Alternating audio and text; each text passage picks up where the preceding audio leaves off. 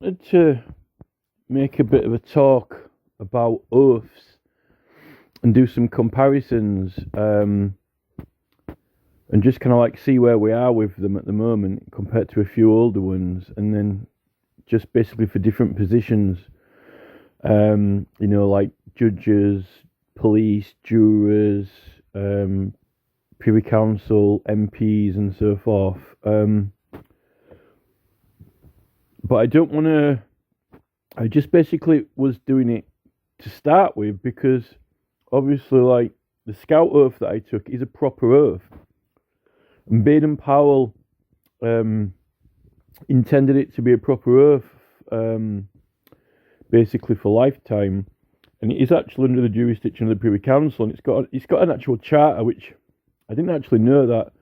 I learned it more recently. Um, if you think about it, the whole point of scouts is to go out scouting around the world looking for new places or areas. Not everywhere's got laws. I mean, there are places on Earth, on the planet Earth, which don't necessarily have any laws or a government. That's all about what scouting is. Explorers, I guess that's the theme behind Star Trek. I think the theme behind Star Trek, in particular, the choice of Jean-Luc Picard, Patrick Stewart, he does look very Baden-Powell-esque. He looks like Baden-Powell. I think that was an intentional decision. Obviously, he's going out exploring into the universe. They kind of like sort of base the character on Baden-Powell. Not that Bill Shatner, the previous Captain Kirk, really had anything to do with the Scouts, although it was exploring. Now, the thing is, also, I have to note this is. I might as well throw this in. Ed Davey definitely also looks a little bit like sort of Jean-Luc Picard and Baden Powell. I'm not saying that he's a spitting image, but he's got that sort of look to him. So it's kind of novel that he's on the Privy Council as well. He's a Privy Councillor and the leader of a political party, and he kind of almost looks a little bit like Jean-Luc Picard, and the word Picard. So, um, I'm not saying that these people were chosen for those reasons at all whatsoever, but it's kind of like a novel side thing that, I think that there definitely is some kind of like royal, not necessarily side joke or jest, but, I mean, the Queen did used to like to get, Brian Blessed to go perform Gordon's Alive in front of her and things like that. She likes stuff like that. So it's no coincidence. That there seems to be some lot. Looks like the Lord Chamberlain licenses plays. That there's some poetic license in the appointment of persons as well. So, but anyway, so yeah, I mean the scout. I mean, so I think the point of Baden Powell, his idea behind it, and this is the thing to do with the timing of it. I mean, from a bit of an overview of a time frame of history, there was like quite a few things happening. Then you got the Luddites doing the petition to lower the minimum wage, which was they didn't lower the minimum wage, and they smashed all the machines up. They were sort of like stretching the limits of the right to petition. Some of them got hanged. Parliament burned down. They were starting taking people out of the juries as well as the industrial kind of expansion expands, and then you've got the women wanting the vote, the suffragettes. There's a lot of things happening. The timing for Baden Powell coming up with this, inventing the Scouts and actually having it as a proper royal charter under the Privy Council and getting boys sworn in. Obviously, they're kind of like young, they probably don't know the proper implications of it at that time, which is a thing, when they're younger, they're not really going to abuse any power or authority because they don't fully understand it properly. But, all children aren't liable to the law until they reach, 10-year-old or whatever anyway, in a way. But I've definitely realised now that there's a lot going on, that people don't add up or sum up or put together or account for in all of the happenings and goings on. So I definitely correlate this kind of through the 1800s, particularly in the middle of the 1800s, that they're removing, they're really cutting down on jurors, particularly at the lower levels. And I think that I think it had something to do with the fact that a lot of the working class people didn't like the fact that they weren't getting a good deal in employment, and the expansion of all the factories, and they're making money out of it, and they got the minimum wage rejected. And remember that a lot of the crime was being dealt with kind of like sort of like in the William Penn trial, where it's kind of like all inclusive, like criminal, civil, and council matters all kind of thrown in together. And you caught a civil request because you got the mayor, like, you know, Sam Sterling, the mayor in that 1671, and the alderman and everything, here in a criminal case. So until it branches off, and then, because I think they kept the assizes until 1970s.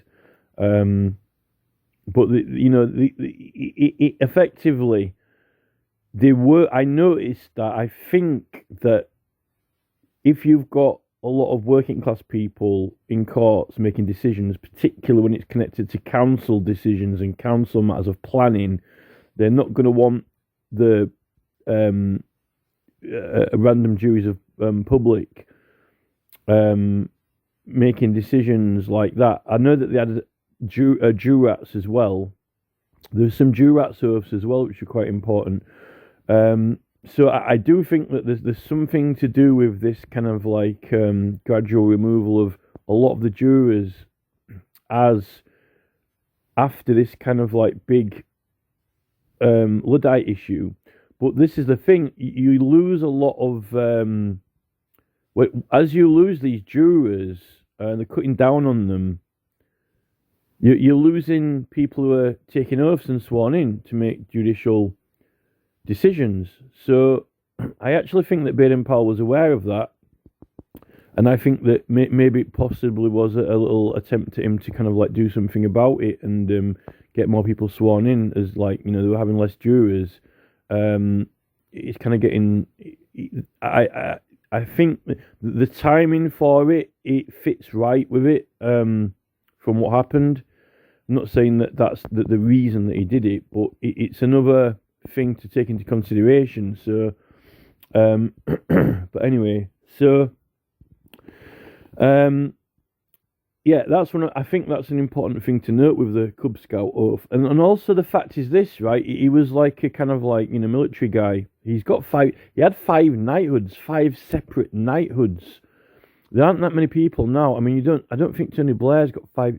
Didn't get 5 separate knighthoods. Baden-Powell, he's criticised in a lot of the writings apparently, but I think that's quite an achievement. He got 5 entire knighthoods, all different, from what I looked at when I was looking at it the other day. So now,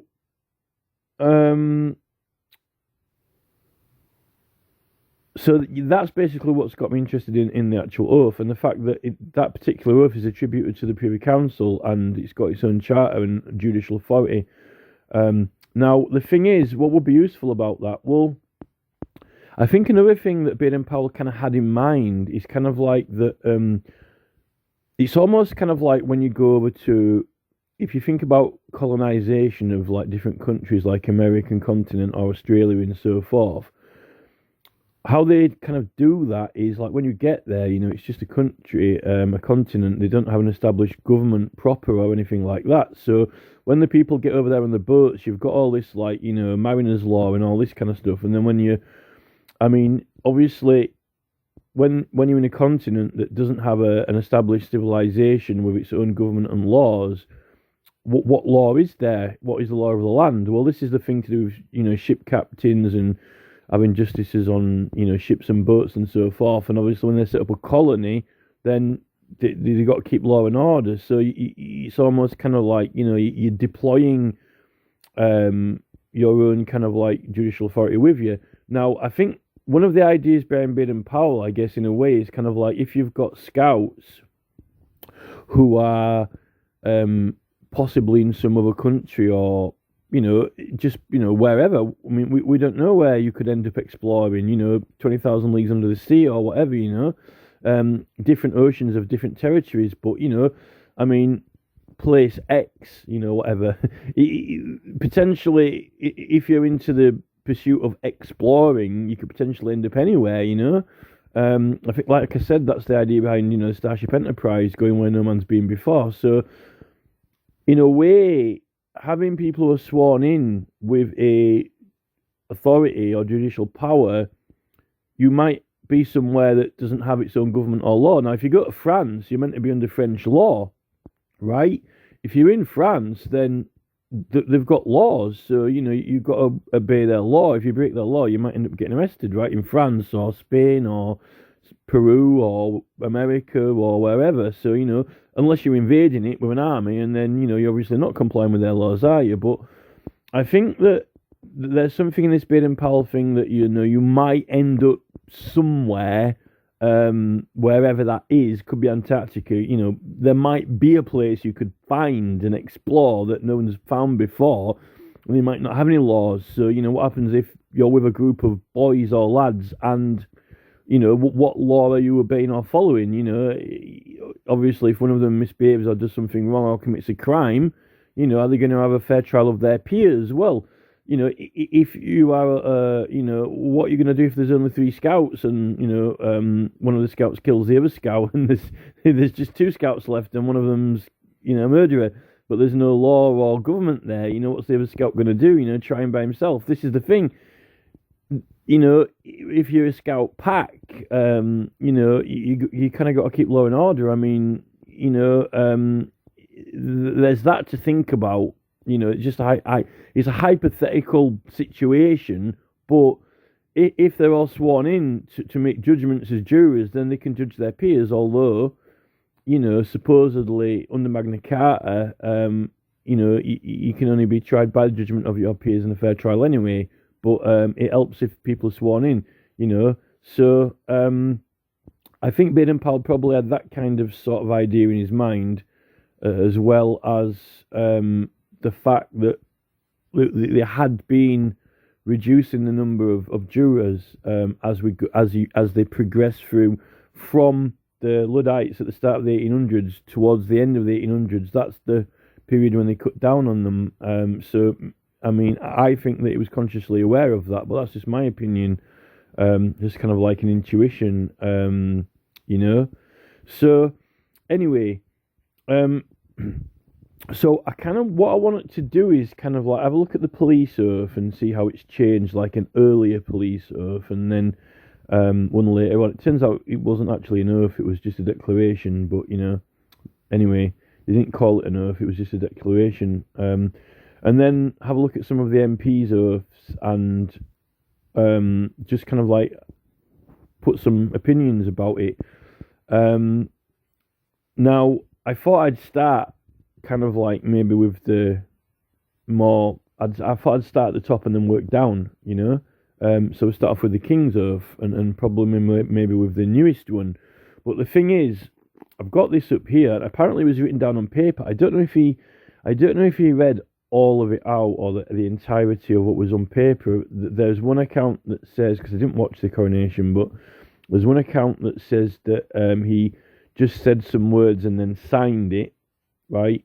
I don't know if he read it all out in its entirety, but this suggests that he might have read the entire thing out. There's one for Scotland as well, which is quite a bit longer.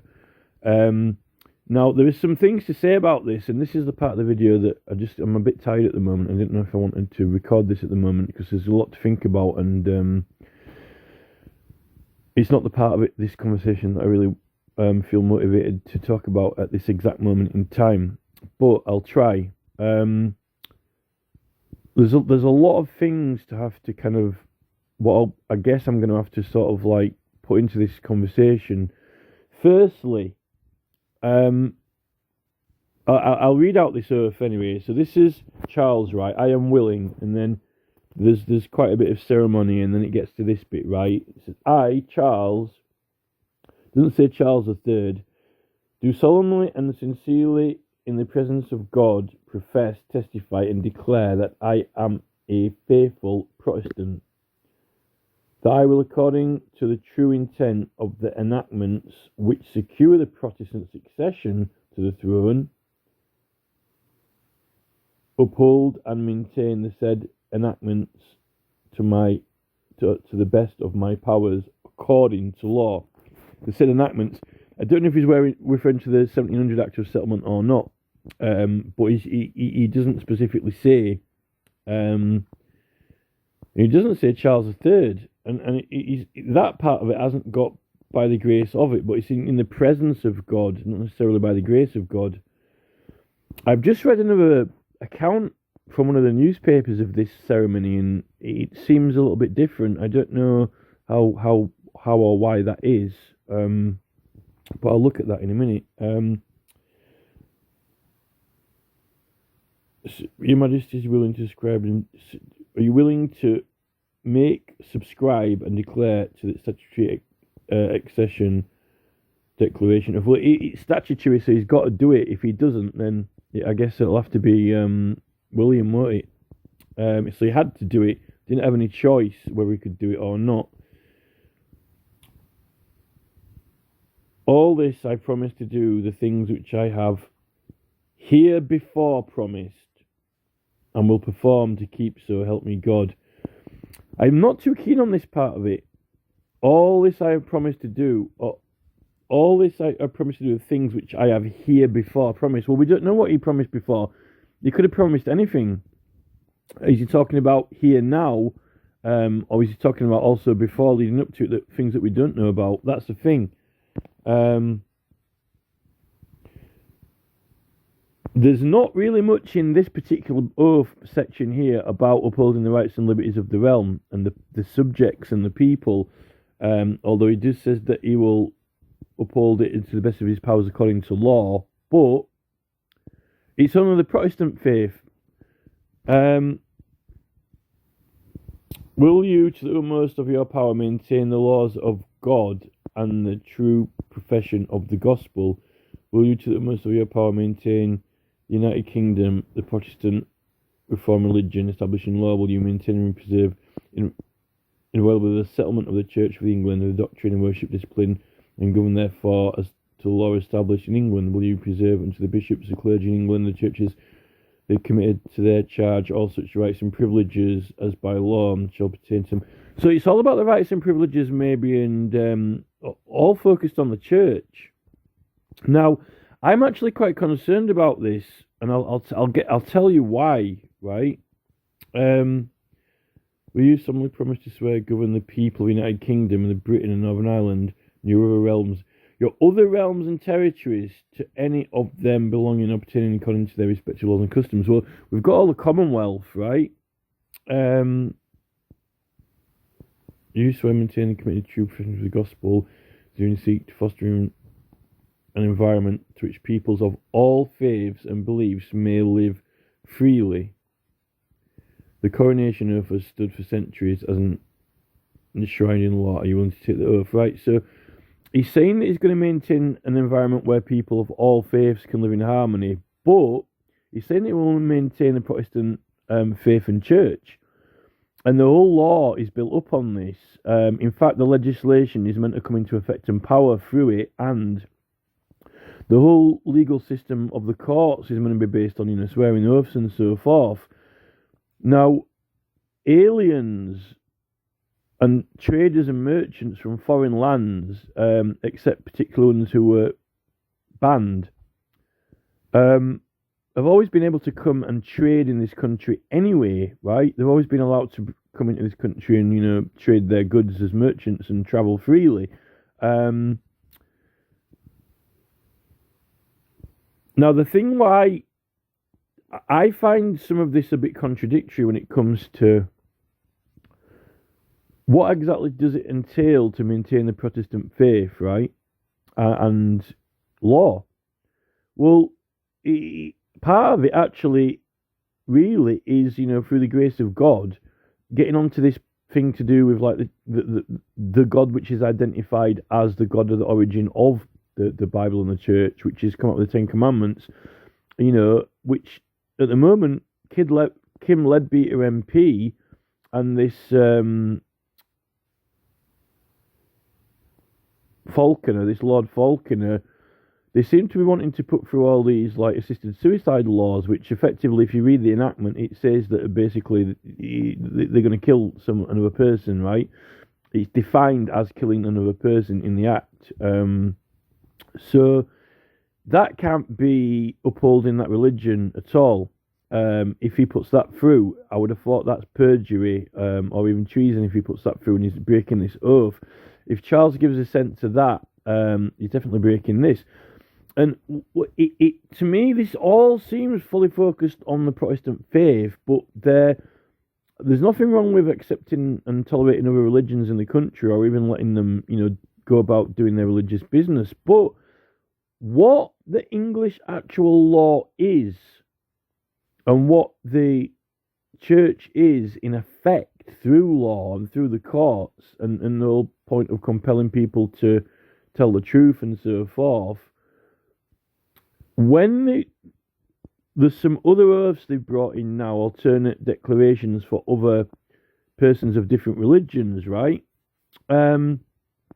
They're not actually being compelled or swearing. They're not actually being compelled by the force, which is meant to be in effect, to actually try anyone or tell the truth through the law and power and effect of this model or establishment, And that's quite concerning that Charles is meant to be upkeeping it and so forth. The only way that you can compare it is that this is the thing, right? If you go to, I don't know, Russia, right? They've got laws, right? Although, they've also got religion as well, but it's a different law. It's not our law. They've got different laws, right? It's not our law. And if you go to, like, India, right? Like, or Hindu, right? They've got different laws. Now, some laws might be similar. You might have this universal compatibility of laws or whatever. But at the end of the day, when you're in that country, they've got a power in force, a law, right? And it's, no matter what grace of God's with you, if you break a law in India, you can go with whatever grace of God you want, but you're likely to get arrested by one of their police if you break a law of that country. And it ain't the law in England, it's their law there, right? And if their national religion is like Hindu or whatever, I'm not too sure how the Hindu religion is entrenched or enshrined in their legislation for kind of like law and order. Maybe I should know that. Maybe I haven't done enough research, but I can't research everything. I'm not a mastermind. So, but I know for sure that they've got a religion, right? And if you don't follow that religion, in India, for example, there are particular things that if you do, it's against the religion, right? And kind of against the law as well, because the law supports it. And I know that some of the things, kind of like, for example, I mean, I'm just using this for a random example, but like, I know that particular, persons who have, been going to southern India and, having parties or sex on the beach or whatever, all that type of stuff, is also breaking, forbidden religiously for anyone, no matter what religion you are. You can't say, we're Christians, we can do it. You just can't do it, right? No matter what religion you are. It's not like, and this is the thing. I mean, no matter what, I guess in this country, I'm gonna use this like that example of, apparently in certain religions you can have like, sultans can have all these different wives or whatever, right? But in England, you can, there's no law. We're tolerating other religions, so theoretically you could have multiple wives in England if you marry them, right? If that's your religion, right? They're not stopping you from doing that. But there are certain laws in this country, like adultery and all kinds of different things like that, and there's a lot of civil law and other things in effect, and there's got to be there's likely certain religions. I guess we'll use that model for in the Middle East when they were operating on young girls. Like won't go into any more details other than that. That it's kind of like the whole world's not keen on the idea, and the whole world's sort of like, this is not such a good idea for a religion, right? Maybe we should stop them. So what they're actually doing, is kind of like stopping that religious practice. Although in that country, it was legal and within the law, and it was part of the religion as well, right? Now in this country, they're saying they want to tolerate other religions, right? Or we just said it in here that he's going to tolerate other religions in this country. Well, he's not tolerating that's for sure, right? They definitely put a stop to that. So that's actually, he's not tolerating other religions and accepting them. In fact, there's a mission or a crusade to, actively stamp out that religion, like it or not. We're just talking about basis here, right? So, to start with, that part of the oath is tosh. He's not doing that in this oath. He's not going to intend to do that. They're on a crusade against that particular religious practice in that part of the world and in this country, right? So that is a part of this oath which I just think is a lie and broken straight away, right? And then you come into problems. You see, if you're in a country and they believe in a particular force or God or omnipresence, which is meant to be the compels them to act or controls their actions and so forth, right? And the thing is that it's not actually, it can't be the same God that came out with the Ten Commandments, which it's identified and acknowledged in the Christian faith that is the God that we're talking about, right? Who came up with those Ten Commandments. But those Ten Commandments he ain't giving them to Hindus, and they don't believe in those commandments, right? So how can everyone say, oh, right, we're all going to now pretend that there's only one God, it's the same God, right? And whenever you go into a court of law, we'll just give you a different oath, and you can replace our God with your God. But if your God, right, Hindus have got multiple gods like Ganesh, Shiva, and so forth, right? Kali. There are loads of different gods in the Hindu religion, right? And they've all got different powers and forces and so forth. A little bit like the Greeks had different gods, right? Now this is the thing.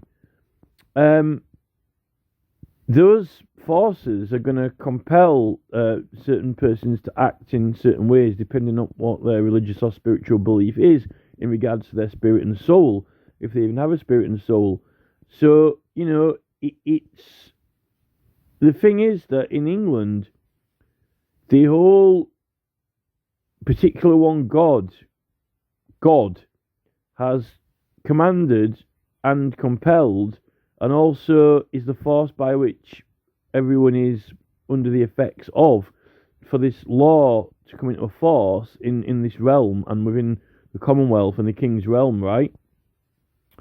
But you also remember it's meant to be the same God. By the way, like, the Italians identify with the same God as well. And by the way, Mr. Putin does as well, apparently, right? Although his other normal laws are not in agreement with ours, but, religiously.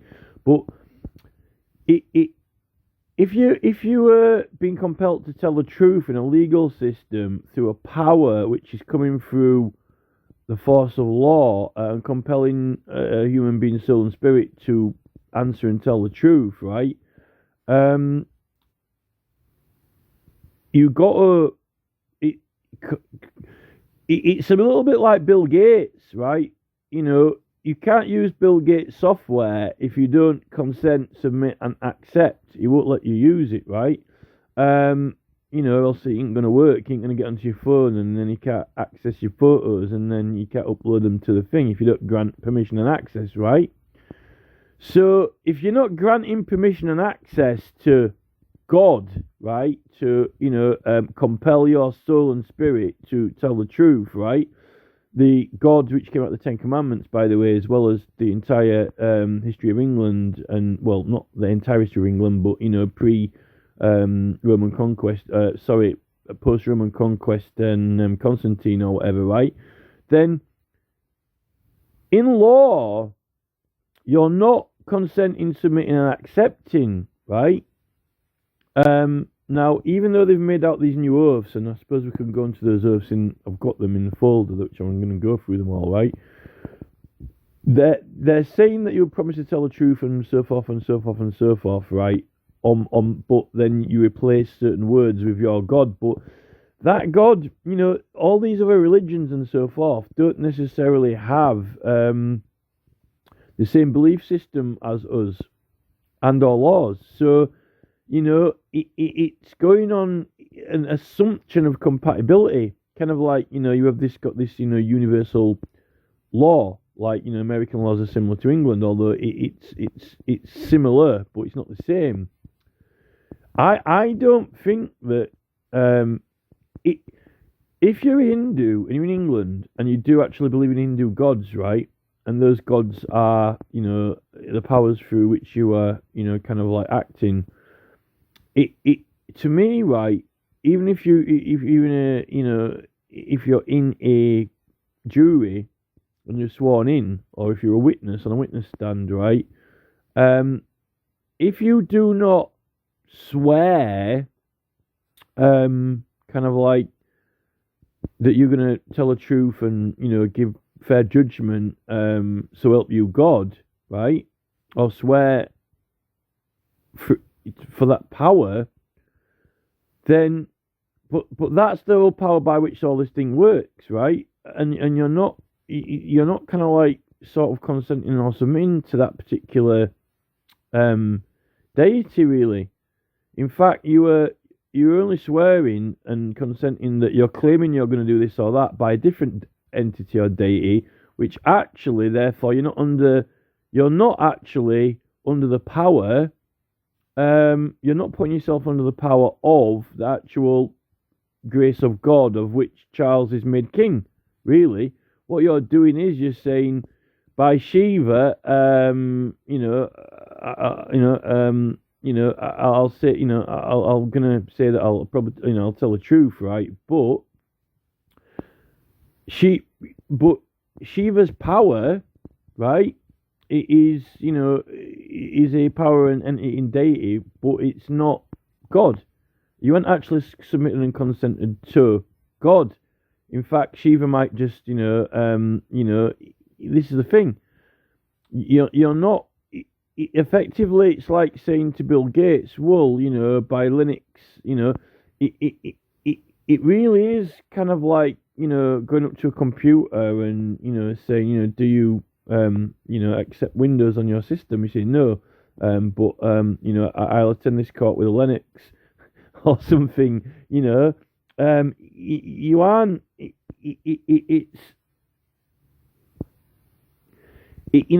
If you're going to another country, the thing is, right? If you go into another country, and if you go into if they invite you into the temples and stuff like that in other countries, you kind of like, you do all these things like, you take shoes off, or, if you don't want to partake in that religion, right, you don't have to, because it isn't your religion, right?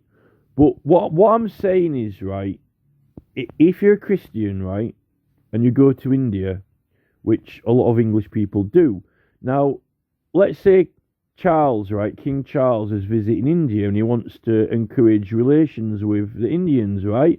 So, they put a flower wreath around his neck and they do handshakes and that, and they exchange, or is it customary to exchange customs, right? They're exchanging customs. Now, Charles might, take his shoes off and go into a temple, and, he might kind of like engage with their religion, kind of like exchanging customs. But the thing is, right, what he's doing is he is actually submitting himself to their gods and their power. That's what he's actually doing. Because it's not actually the Christian faith or practice, and he's not, in fact, upholding the Christian faith or practice, and he's not just tolerating the other religion and letting them practice it, right? What he's actually doing is, he is actually kind of subscribing to their religion or engaging in it or being welcomed into it to kind of practice it, but he's in another country, right? And it's an other dating religion, right? Now, if they let him into their religious temple, if they allow him being a Christian or of the Christian faith, they might not let him in, right? Because he might not be allowed in there, right? He can't have sex on the beach or whatever, God forbid. But, but if he exchanges customs, right, and he says, okay, this is our religion, will you, pray, worship, right? Well, he ain't going in there with the Archbishop of Canterbury and walking down the middle of, a Hindu temple with a cross. What he does is he doesn't practice a Christian ceremony in the Hindu temple, because then he would be taking over it with a Christian faith. What he does is he adopts or takes on, absorbs their religion and customs, right? That's the whole point, right? They're exchanging customs. But the thing is, what have we got here? I mean, is it Christian or is it, Hindu? Now, this is the thing with Rishi Sunak. Apparently Sunak, right, he's engaging in this coronation ceremony, and he's actually reading out some of the Christian customs, right, and some of this scripture, right, in this coronation process and that, right? So that's kind of like what Rishi Sunak's doing. He is exchanging customs. He is partaking in this ceremony of ours, right? But notice what Rishi Sunak isn't doing, right? Think of this coronation ceremony of Charles, and if I'm wrong about this, fair enough, right? If I'm so wrong about this, then fair enough, but this is just my opinion, right? What Sunak's not doing in this coronation of Charles, right, is he's not come in, right, and said, oh, I am here with Shiva, do you consent to me accept, Oh, Shiva sends me with greetings to your coronation, Charles, and would like to, dance at your coronation, maybe dance on the throne, I don't know, maybe could dance on the crown. No, what Rishi does is he comes into the coronation and he is reading the Christian ceremony and scriptures, right? Because it's Charles's coronation, right? Consent to me accept. He isn't coming in with Ganesh and Shiva and Kali and saying, oh, well, well, let's have a bit of this in here, I'll just replace these lines with Shiva. I bring greetings from the Lord Shiva, Charles. He grants you a jewel in your crown, and I may dance wherever you may be. Rishi and Shiva will dance for thee. No. This is Charles's Protestant procession, Rishi. You have to, do a bit of custom exchanging. Now, isn't that really what we're in England, right? In a court of law in England, right? By the grace of God, right? So be it enacted. So why are they swapping the oaths and changing them around to different words and letters when it's, as far as I'm concerned, in law, it's like Charles's coronation, but we're in a court, in a trial, right? So what's going on? Now, who's messing around with all these oaths and affirmations and blah, blah, blah, blah? Well, apparently they don't want, it's not their religion. But Rishi's, it's not Rishi's religion, but he's having a, where's all this, customs exchanging going on? So this is the thing. you know, what they're actually doing, I think, is, if you put it this way, right? If you end by the grace of God or not by the grace of God with an entire jury that happens to be made up of Muslims and Islams, right? This, I've said this before in previous videos. You're not, I don't think, if you get an entire jury sworn in, right, who happen to be, at random choice, all Muslims and Islamic people, right, and they take the affirmation or whatever, you might not get, you know, forgiveness, or you might not get, you know, conscience. This is the thing, because it's not their religion, and they didn't compel or swear to our God, by the grace of our God, who can forgive, right? I can't see how it works, and it's compatible. I don't think it is. And I think that it's breaking down the actual law and religion, and kind of like an infiltration. And the thing is, looking at these, and this is what we're going to look at when we compare the oaths, right? Because I've got them in this folder. I've screenshotted a few of them to compare. And what I've found is that the 1688 oath really was an affirmation of the rights of the subjects, right? And then we've kind of like gradually lost it again, because we had these courts of conscience and everything, and it was all the rage, like after the Glorious Revolution. And there's less emphasis on it. And ironically now, there's hardly any proper upholding the rights and liberties of the subjects anymore. And it's purely this heavily, excessively heavily full-on Protestant religion preservation of Charles, right? All the way through all these different sections. And what I find ironic about that is the truth of the matter is that he's not upholding the Protestant religion and faith at all whatsoever. If you look at what's happening through the courts and the English system and in Parliament as well, in fact, it's actually it's crumbling away, and it's been corroded heavily for these other religions that don't stand by it. And I think that they want to basically, I think that they're wanting to get rid of it, because it's not really in accordance with the new corporate global domination agenda.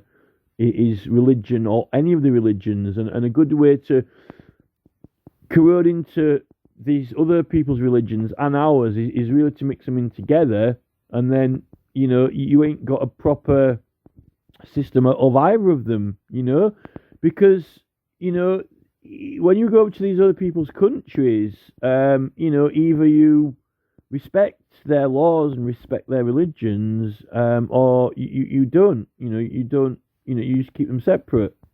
And I don't think that they're doing some kind of attempt to have it almost like a religious thing, but it's not. The thing is, in this, right, you can't, the court, right, you don't think of the religion in the court, but you couldn't be more further from the truth.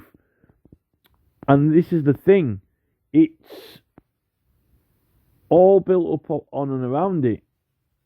And the thing is, in all these courts, it's been really assimilated down, but yet I'm quite concerned with how much overemphasis that Charles has got in this oath, and nothing else hardly all the rest of the strong emphasis on the rest of the things which are very, very prominent in the previous oaths, when the thing that he's professing on to extremity is actually a thing that in fact, in truth, is being actually reduced in practice around the realm, right? And you've got this thing that he's got as well about the mercy, like, you know, he's mercy and justice, right? Well, this is the thing. Charles is saying mercy and justice, but a lot of the jurors have been removed except at the Crown Court level, and then we've got a lot of foreign people in who don't necessarily believe in forgiveness, right? Or our faith. You're not actually getting mercy. You're not getting a lot of mercy or mercifulness actually in the courts. Well, Extinction Rebellion are a little bit if they manage to get a jury, but definitely on Magistrates Court level. What I also find ironic about that is that I don't I've had mercy on maybe one or two occasions in magistrates courts, but you know it on other occasions quite the opposite, and definitely not upholding the rights and liberties of the realm. And you've got this. Apparently, we've got the right to petition the king, and you've got these bills of exemption and all these other things that you can have up to King Charles, and all those have been completely ignored, obstructed, hindered, and denied by all the magistrates and justices. So if you can't do your bill of exemption, if you don't have your right to petition the king, right? How can you get to this mercy that Charles has got in justice? Because none of the magistrates in England are letting you get to Charles to access this mercy, and then Gordon Brown has scrapped the House of Lords and put it into the Supreme Court.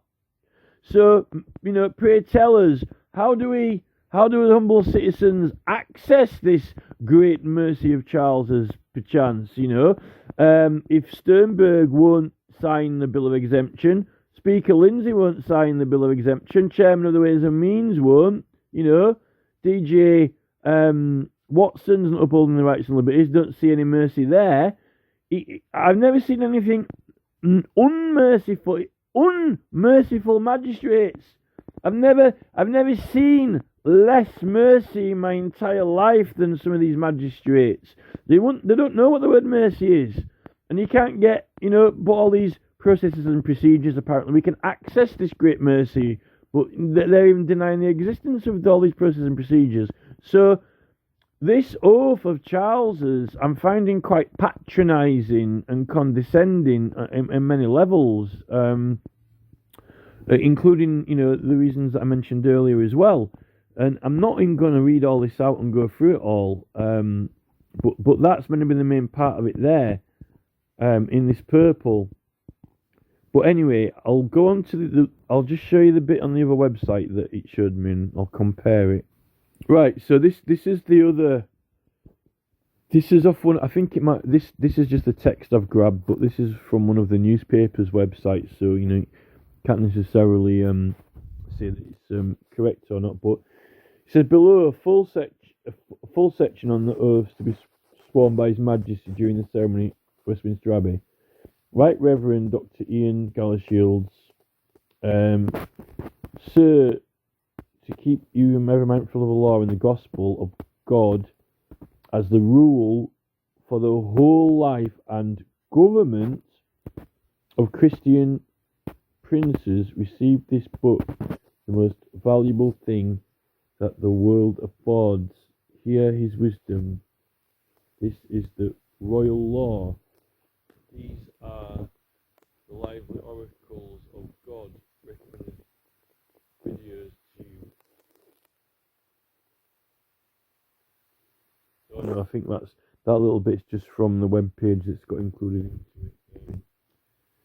Moderator receives the Bible and places it before the king, or the king stands and the archbishop says, Our Majesty the Church established by the law, the settlement you will swear to maintain, is committed to the true profession of the gospel, and in so long will seek to foster an environment to which the people of all faiths and beliefs may live freely. Okay, they can live freely. I can go to India and live freely in an environment there, but live freely. Well, if you live freely from what? Freely from all law. Freely from all. No one in any country lives freely unless there is no law. Right? No such thing exists of living freely. You live according to the law of the country that you're in, and the religion, if it might be even more serious than the law. Some countries, the religion is more serious to follow than the law. So you know, And they definitely can't live freely if they've got Middle Eastern practices of certain operations, that's for sure. So on that point, on the operations point, um, I just can't see how this works. I mean, you might roll your eyes into the back of your head, but if you want to tell the truth, then how can this be right? The coronation of a stood for centuries is enshrined in law. Well, this is the coronation of has stood for centuries and enshrined in law, except we've changed it a little bit and made some modifications. In brackets, are you willing to take the oath? What's the point in saying that the coronation oath has stood for centuries and enshrined in law? It's not enshrined in law. If something's enshrined in law, then it's kind of holy and sacred, and it's not they're trying to make out that it's some old, special, particular ancient thing that has been going on for ages, but it's not. It's got some slight changes, which is kind of like what they're trying to do to the juries and the oaths in the courts now, and so forth and so forth. I mean, could we say Shiva has stood for centuries and is enshrined in Hindu law, or Ganesh? Yes, but we don't. Have they made any modifications to it? Have they brought Jesus into the picture? Have they fastened? Oh, we've made a few modifications now. Shiva won't be dancing the end of the world anymore. He's going to be nailed on a cross. No more dancing for you. It's just a few little changes we're making there. This is the thing. Are you willing to take the oath? King replies, I am willing. The king places his hand on the Bible, and the archbishop administers the oath. You someone promise to swear to govern the People's United Kingdom of Great Britain and Northern Ireland, your other realms and the territories, to any of them belonging or pertaining according to their respective laws and customs. The thing that I'm concerned about when it comes to Charles with this, and within my rights to be a critic, is that we don't exactly know. He's got all these private documents and papers which no one can know about to his ownership of particular things or certain things or companies. And I'm quite concerned now to what exactly this extends to. Exactly what is he the king of? Who is he in charge of? Where are his realms and territories? And could that include military-style campaigns which are beyond leaders, which have got trillions at the disposal, which are mainly, companies and businesses, investments that dominate Dubai, Tokyo, etc. Are those is regarded as dominions? The enterprise, Tony Blair's, fold-up government, Tony Blair's government in a suitcase, Tony Blair's kind of like, put a suitcase on the floor in the middle of the desert and press a button and it just goes transforms into a big city like Dubai, and then he goes, oh, there you go, I'd just like to install Tony Blair government on your system now, dude. There we go, Charles, another one of your realms in place, but don't tell anyone who owns it, seeing though it's like the new Charles Optimus Charles government that's just been unfolded, don't tell anyone. You can't let them know that that's, one of your little assets that is, on shareholder number 772BX45Z in a different name under the published name of, C.S. Lewis or something like that, whatever. This is the thing. I'm concerned about what these realms extend to. Do we even know? Not just the Commonwealth, If you own every skyscraper in Dubai and control every business there, and what they buy and sell from, a pod in, Batcave, can you consider that as your realm? They might all be worshipping a religion, but, by God, by the grace of God, by the grace of, my God, you don't even know that, she was too busy dancing to know who's playing the DJ music. This is the thing. This is what I'm concerned about. Anyway, territories, any of them, blah, blah, blah. Archbishop says, will you to your power cause law and justice in mercy to be executed in all your judgments? Well, this is the thing. How do you get to Charles's judgment these days? Well, it's the right of the subjects to petition the king, and all prosecutions agreements for doing so are illegal. Well, that's mercy for you. Mercy, you know. Well, I'll have some of that. Excuse me, Your Honour, it's DJ Watson. I'd like to have some of that mercy from King Charles, please. It says I've got the right to petition him. In fact, I've got a case to the Parliament of England as well. I'm hoping to get this put through government. I'm in process. No such thing exists. There's no such thing. I disagree with you, sir. Well, you were to sign this bill of exemption and set it in writing, and then we'll send it to Charles. Oh, I'm not signing any bill. I'm not putting my stamp on any bill. It says you got to here. It says you have to. Well, I'm not doing that. No, I'm Mr. Sternberg. I don't have to do what you say. Well, you're guilty. I sentence you to, pay a fine of £10 million. This is the thing. Well, how do you get to this mercy? The chairman of the Ways and Means might know. How do we get to this mercy of Charles's? If you're lucky to get a jury of mercy these days. Well, there must be Extinction Rebellion of them. You're not going to get any mercy. I'd like to see some of this mercy of Charles's when you're praying outside an abortion clinic, Oh, pray the souls of the dead passing away, be them young or be them old. Mercy. Oh, you're under arrest. No praying outside this thing. Well, I'm a Protestant, As Charles is trying to expand the Protestant religion, I'm praying for the souls of the dead. That's the point in praying, or what's the point in it? They only pray when there's a birth, a death, or or a birthday, a wedding, a funeral, or a birthday, or Christmas even. It's only 4 times a year I pray. What's the otherwise? There isn't any praying left. This is I'm standing up for the Protestant religion. No, we can't have any praying outside abortion clinics. No. Well, I'll have some of that Charles's mercy then. Oh, look, it's a magistrate. Well, can I see the king, please? I'd like to raise this to the king. No, we don't have any of that business around here. Well, he was just crowned the other week, the coronation. He just swore an oath to give mercy to his judgment. I'd like to have some of that, please. Oh, no, there's no king around here. Well, what's that crown doing outside on the building, on the wall?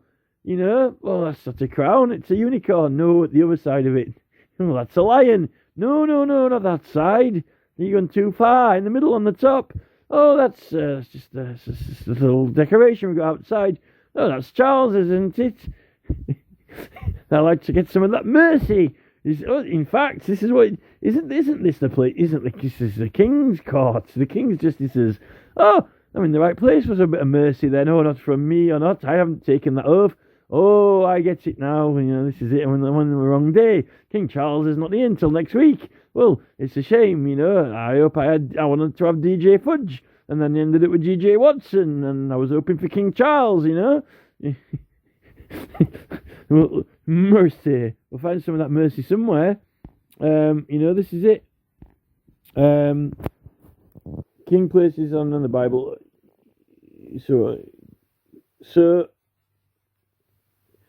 I, Charles. Why is it going to say Charles III? Do solemnly in the presence of God profess, testify, and declare that I am a faithful Protestant, and that I will, according to the true intent of the enactment, which secured Protestant succession to the throne, uphold and maintain this enactment to the best of my. Aren't you supposed to? If you are a true Protestant, right? If you solemnly. Charles Solomon's sealing in presence of God, right? Does that mean God is you in the presence of God when you're in a court, swearing on the Bible to say that you're going to tell the truth in a court? You're in God's presence, but apparently, you don't have to accept consent or accept that presence. You can have summon Shiva up instead, even though it's a court of law which has got a system which is a Christian system. I'm not subscribing to that forgiveness bit. I'm a Hindu. We don't do that. Oh, that's not going to work very well in here then, is it? How's that compatible with the Magna Carta? It says that they can judge by their conscience, the conscience of Christians. Christian conscience. Well, no, I'm not subscribing to that religious business in here. I'm a Hindu. I'm going to attest and affirm, according to Shiva, I'm not subscribing to that Christian forgiveness business. Well, I'm sorry, you'll have to do it. It's in the Magna Carta, your conscience. You know, so like Rishi Sunak, you know, I'm not subscribing. No, we're not having any of this business. Are we, Rishi? Rishi Sunak at Charles's coronation. I'm not subscribing to this. Oh well, no, he chose to. Oh, bless you. Thank you. For Charles's sake, Rishi, for God's sake, don't take the affirmation. Don't choose the affirmation, Rishi. You'll embarrass the country. You'll have to subscribe, consent, and accept on this, setting a good example. You know, Rishi's doing a bit of repping Rishi. Doing a bit of good old repping, you know. You see, oh, Rishi's consenting, submitting, accepting here. Look, this is good PR. It's good PR, this, you know. How can you declare you're a faithful Protestant? You know, if you're anywhere near an abortion clinic where the souls are passing away without praying, you know, or is that getting a bit too Catholic now? Is that a bit popish? Maybe it's a bit too popish. I'm not sure. Obviously, I'm not. I cannot. I don't qualify for this level of Protestantism because you know, I don't know it. Maybe I should know it properly. Maybe they don't have to pray for souls passing away. They can turn a blind eye. This is the thing. Most gracious favour and favour through Jesus Christ our Lord. Amen. The most gracious favour and favours for continue our works continue. The king kneels before the altar and says, God of compassion and mercy, whose son was sent not to be served but to serve, give grace that I may find in thy service perfect freedom, and in that freedom knowledge of thy truth. Grant be blessing common children of faith. We're not getting any freedom outside abortion clinics though, are we? That's the thing. I don't like the fact that, and we're going to look at this.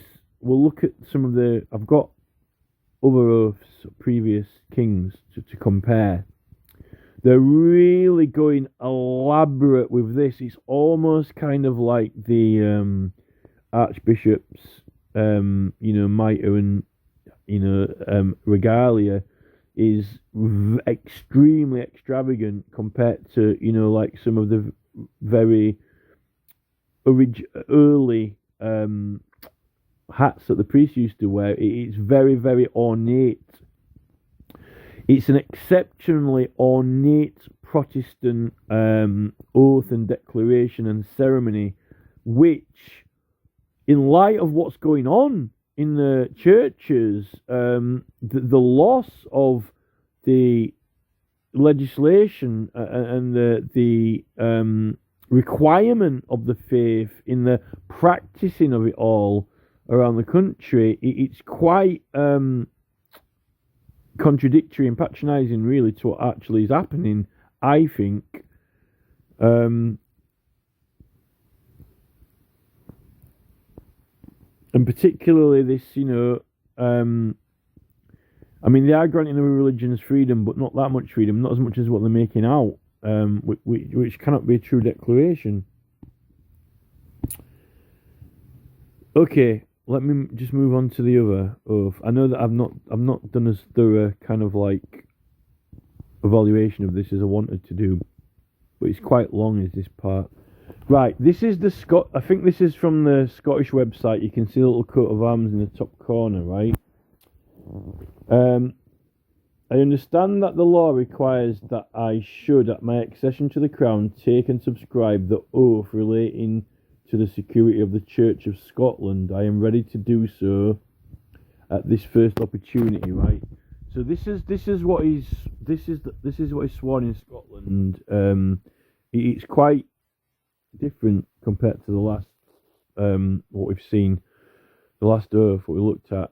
It says, I, Charles III, by the grace of God. So that opening part is very similar to some of the writs of privilege that, like, George Cook, the Sheriff of Yorkshire, wrote, which I've been reading. In fact, it starts out like some of the acts of law some of the acts of legislation in law start out like this at the time. And some sheriffs who wrote kind of like writs, like, warrants type of, or privilege writs and stuff like that, write it out like they're writing an act of law out or something, because it's going to actually carry legal effect. That's how this oath is kind of starting, which I find quite interesting compared to that whole regalia ceremony that we just looked at previously, right?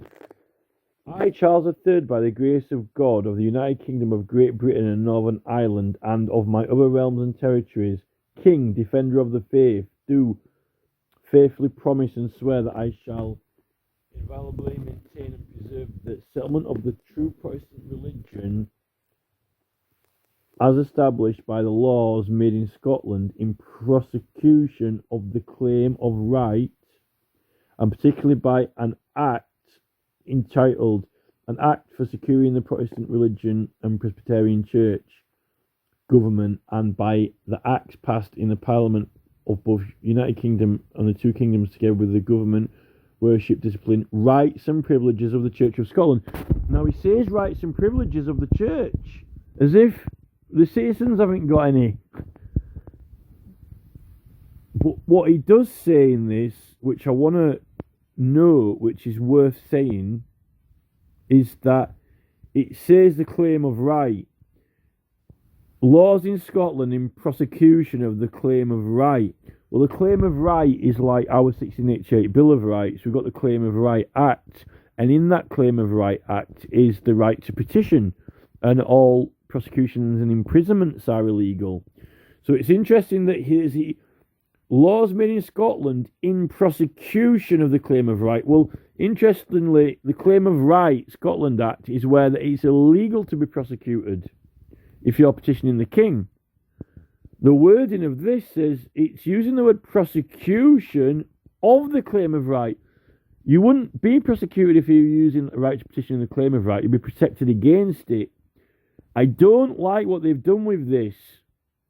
If this was a spell or spell casting, if there was some wizard or like, some Mandrake or Mandark or Malcolm or, whatever, some witch underneath the castle in the, Robin Hood, Prince of Thieves film, casting runes or something, I wouldn't like the wording that he'd chosen in the way that he's selling it to people, the way that he wants them to hear it, and the way that it's kind of casting itself into effect, so to say.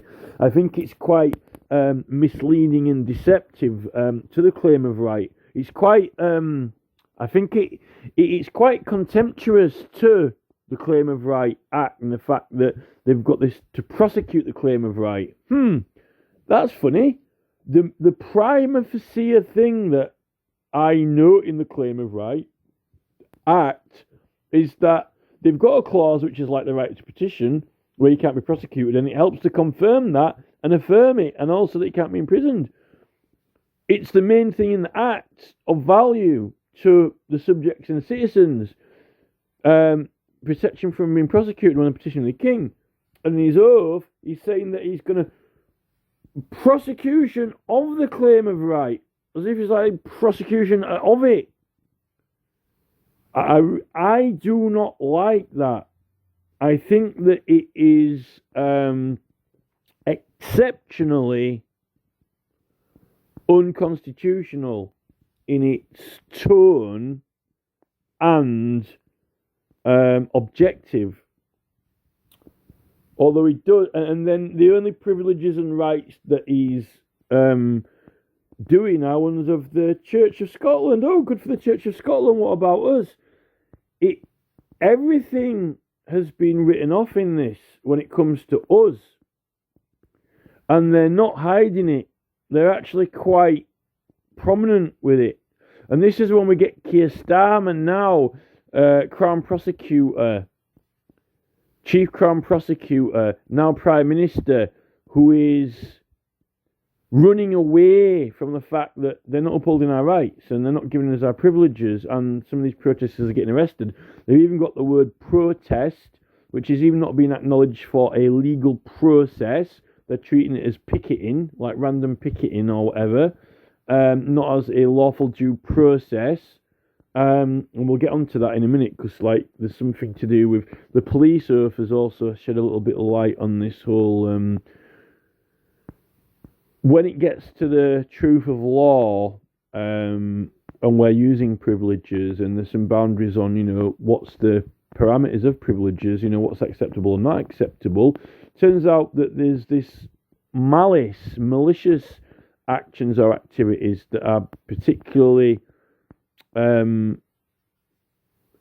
outlined to be a defined boundary, and that's in the police oath.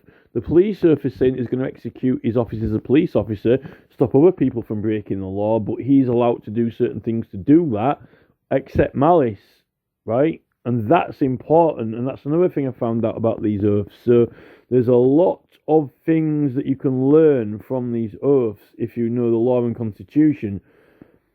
And from what I can gather, by Starmer's attitude, you see, Charles is doing all this conservation work. He's doing all this conservation. Oh, I'm looking after the like David Attenborough, like as if Charles is some kind of David Attenborough or something, but he's not. And Extinction Rebellion. Oh yeah, Charles. He's stripped all the rights out of the oaths. Whatever conservation work Charles is doing, whatever RSPCA, RSPCB, whatever, he's taking his money past my duchy to the left-hand side. He's got his money coming in from his duchies.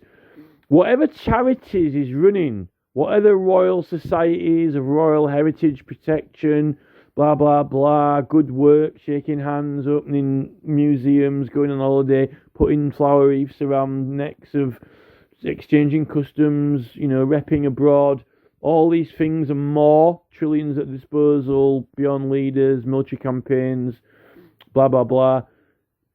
All of this showmanship, environment, yet they've got, royal appointment, sugar, McVitie's biscuits still, pedal to the metal with all the foods. It's the Americans who are calling out the food industry. It's the Americans now, like Robert F. Kennedy Jr. and now Trump, who are going to have to be the ones who revolutionize the whole food industry from harmful foods. Not Charles hasn't championed. He could have done, apparently saving animals and the environment. But what's the point in RSP, Royal Society of Prevention of Cruelty to Animals? That rolls off the tongue. Royal Society of Prevention of Cruelty to Birds. How about the rights and liberties of the subjects? I do solemnly swear to defend and protect the rights, liberties and freedoms and privileges of the subjects and the Church of England. Where's that gone? Anyone notice that in here? And we'll prosecute the claim of right. And then when we've prosecuted these people who are trying to claim the claim of right, then we'll have all our privileges for the church. Thank you, sir. Yes, and save the birds, Yay, birds. Yay, birds. Yay, squirrels. Yay, badgers. Oh, no, not foxes, though, No foxes. This is it. Where are the subjects' rights and liberties in this? I get the sense RSPCA, RSPCB seem like the taken precedence over the people. So, I'm not too keen on what they've done with this at all. Now, this is my little folder with these various oaths in. I haven't put them into some kind of order. I should have done. It's very unprofessional of me to just have them at random. So, this actually is now, right? I'm just going to do them in the order of this folder rather than, I wouldn't have minded doing them in a particular order, but we'll go through them all. And I'll say what's relevant about it. Now, this is a Jurat oath from 1800 in Kent. Now, this is effectively like a jury, but they're like sort of like full-time jurors. They get sworn in for long periods of time. Now, this is effectively kind of like the local council. So they've got a mayor. So they've kind of like got the mayor, and then you've got these jurors. Now, I need to do a little bit more research into this because I get a little bit confused between the aldermen, the councillors, and the jury. But in the William Penn trial, you've got aldermen and the mayor, and then you've got the jury, right? I think it's a random jury. I don't think that they were like jurats like this full-time ones, because I think they were chosen at random because it's the assizes, and I think the assizes, it's the Old Bailey, and it was a corporation in the City of London, the Lord Mayor, but they're doing a criminal case and they've got the alderman in there, that's for sure. I think, and this is something that I'm really interested in learning about, but I just haven't got the time. I've got loads of stuff to read about privileges and things like that at the moment, and I haven't even read that, all of what I've got piled up to read. I'm really interested in learning about this origins of the council, because you've got like crimes and offences, and you've got like the council business, like, you know, raising money for repairing roads and granting permissions to build and modify land usage and all that. Sort of like all under the same kind of body, authority. I think they were doing, it was kind of like a jack, you know, I don't know if it's jack of all trades, if maybe that's where it's come from, I don't know, but before the assizes, they still kind of had these, like you got court of civil requests, but I'm not exactly sure how it worked. These hundreds, it's to do with the hundreds, right? But eventually they separated it into 3 sections, which kind of like they separated it into different specializations: criminal, council, and civil. But these people are sworn into. I think they're doing all of it, and I think that it's kind of like you sort of got the council with a jury, right? But I don't think they always had to have a jury. They had a jury sometimes to make certain decisions on certain things, but you didn't have to have the jury. It could just be the aldermen making the decision, like the councillors, right? But you could have that.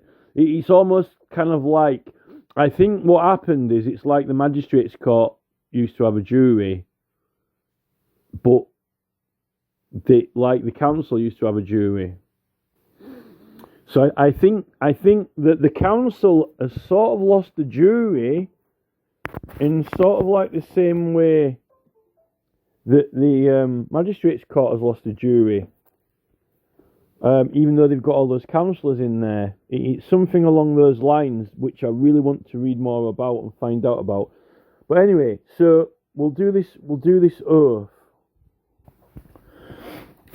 So it says, I, and then you put your name there, will truly to my power maintain the franchise charter's liberties and privileges to this town and 100 of Tenterden granted. And he also says that, you know, these words are very powerful, that they're granted. These rights and privileges are granted. The magic spell casting grants, make sure these privileges are granted to you. All of the franchise liberties and chartered and privileges will be granted to this 100. If you're in this 100, they're all going to be granted to you. You're not going to lie about them. And rightfully obey the commandments of the mayor. So the mayor can make commandments, but everyone has to uphold the rights and liberties and privileges, right? And true judgment give with the said mayor or his deputy, and true record here between parties. And as well to strangers as to denizens, and will in the necessary affairs and business of this town and hundred to the best of my power and skill. So that's actually compelling you to be good. It's also, this is very much like the Cub Scout law, an oath, which is like a promise that I will do my best. If you get a lawyer and they could have done better, or they didn't really uphold your rights, like recently we've had a lawyer for the ULEZ campaign, and we were trying to get him to uphold the rights and liberties, but he wasn't interested. He wouldn't do it. He didn't want to do it, even though we explained them to him, when that was a legal requirement by the criminal procedure rules to recognise them. You have to do it. Must do. Have to be recognised. And this is what it says in here, right? Truly to my power, maintain the franchise liberties and the privileges, right? 300, and make sure they're granted rightfully, right? None. You don't get any of that now. It seems like the lawyers and solicitors are not doing it to the best of their capacity, or trying, and they're doing it mainly for the money, and they don't have to go back in there if they do it wrong or not do it right, or they try and charge you some more money if they want to have to put some more time in it, or correct it. And the Solicitors Regulation Authority and Ombudsman don't get anywhere or do anything when you complain to them. It's almost like they're just trying to take your money off you and not actually do it to the full ability and capacity. They don't want to go out of the way for you, or they don't want to make sure that it is exactly done to the rights and liberties, and that they're not granted. It's extremely slack, and you see the removal of these words from the oaths. It doesn't compel people anymore. It doesn't command them. It doesn't cast the magic into effect in their conscience and make them behave that way. And this is the thing now with the oaths of the king and MPs and so forth, which we could get to when we go through their oaths as well. It's all been removed and stripped out. It's always like allegiance to the king and their successors, and the liberties to the church, and claiming to uphold the Protestant faith, when in fact this is what's happening. You see, in these courts, the rights and liberties aren't getting upheld, and people aren't getting to judge on their conscience, and they're not forgiving. And then when you try and petition the king, there's no such thing. You can't get there. But then in the king's oath, he's saying, "Oh, I'll be merciful. We'll have some mercy here, mercy." But you don't get there because Gordon Brown's taking it out of the House of Lords, into the Supreme Court. You're not going to get the king anyway. You're not going to get the king. It really is what Tony Blair and David Cameron and the rest of these politicians have done is make themselves more powerful. And the thing is that there's been this kind of like all this. I've never seen as much emphasis on heirs and successors, right? There's so much emphasis on heirs and successors now, when they've got to the point where, Charles is having to hide all these assets in his will. He doesn't want anyone to know what they are. And things are getting so big now with Black Vanguard to planet domination, but, they don't want to say, well, Charles is the supreme emperor of the planet, that why all this heirs and successors business when they're actually not in this Protestant faith thing, when they're not even upholding it and the powers of it through the whole legal system and government? And definitely, they're really not wanting them to even understand, know, or recognise our rights. And then all these MPs that you get in, like, Suella Braverman, all that, like, kind of like been helping her recently, advising her on her privileges. But also, they're like the Mayor of London. They're not upholding our rights and liberties, and they're not even. They don't have to swear to consent, submit to our religion, which compels all these things, and did through the oaths. Which I think is really undermining it. So, from my point of view, in my honest opinion, I think that this whole Protestant bash thing is a sideshow because everything else has been kind of stripped and filtered out of it, and the excessive, elaborate, ornate obsession with it, with the Protestant part of it, which is just joke, because what's really happening is the absolute opposite of that. No praying outside abortion clinics. Having to swear in the courts. But yet when we go to these other countries, you accept these customs.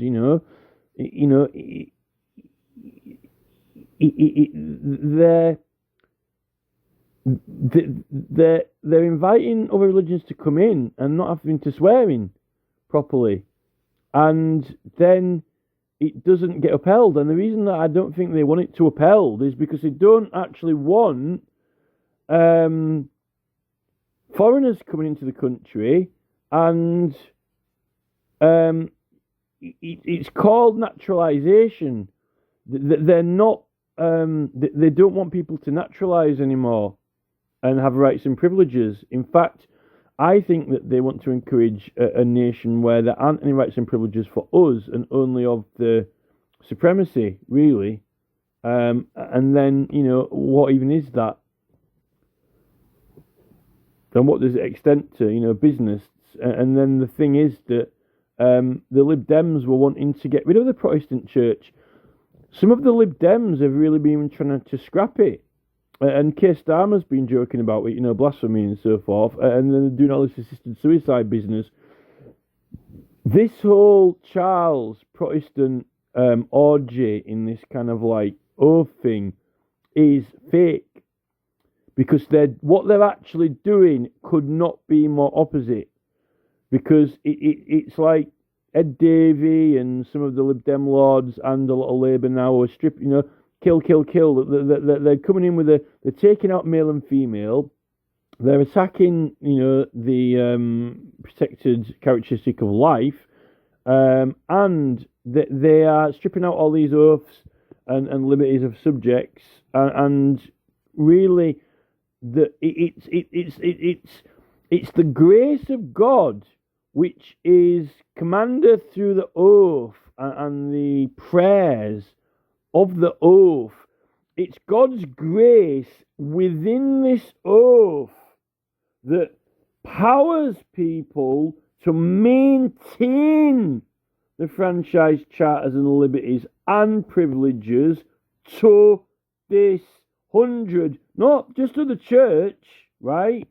Granted, not prosecute the claim of right, and rightfully obey. Why isn't that solicitor rightfully obeying when we say, we're claiming rights? We've got rights in effect.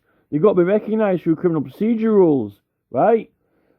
Why is a solicitor not doing that? Because he's not rightfully obeying the commandments. It's commanded, right? To truly, to his power, maintain the franchise liberties and privileges of this 100. Rightfully obey. Right? This is the thing. Although it's and then the mayor would have to be, you see, you obey the commandment of the mayor when the mayor's got to uphold the liberties of the charters as well, you see.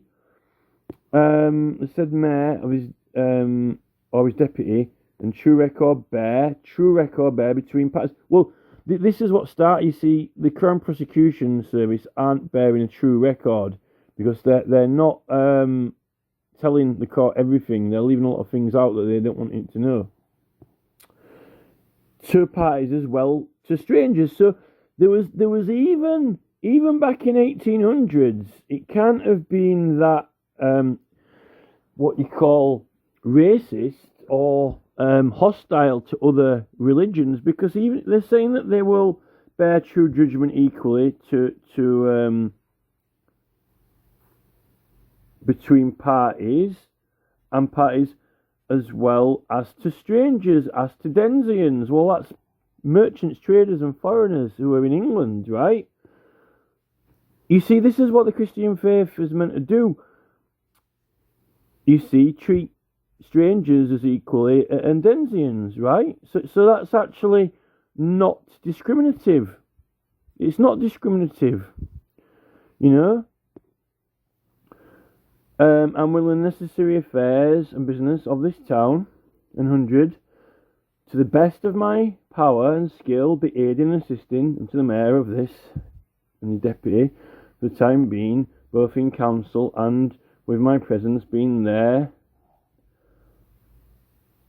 unto required not, being hindered by sickness or any other reasonable impediment, to be allowed by the mayor or his deputy and the more part of the jurats present at the next court of pleas to be holden. So they had pleas as well. So it was, they've got council business and pleas, but this oath is extremely preservational of rights and liberties of the subjects, and it probably would have had to have been taken into account that you might end up being hung. You could end up literally on the gallows if you committed a certain crime, although I think that might have been reserved for the assizes. Likely, I don't think that you could end up being hung. I think it was mainly for fines and smaller offences, or you go to the assizes. But they did do crimes. You'd ended up in front of Sam Sterling or whatever, and he was a brewer. So that oath is just like, so this is like your jurors' oaths.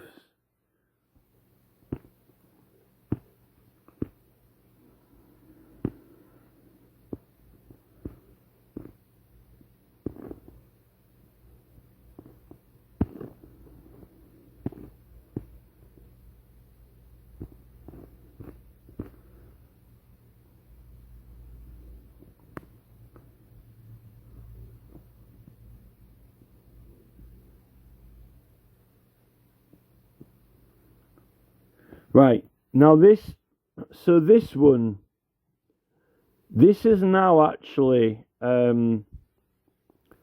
this is the modern juror's oath to compare to that. And the affirmation underneath is what they've given to people who aren't of the Christian faith, and they've given them an oath to say that they don't have to swear by God, basically. So that means that they don't have to believe in forgiveness by their consciences. If you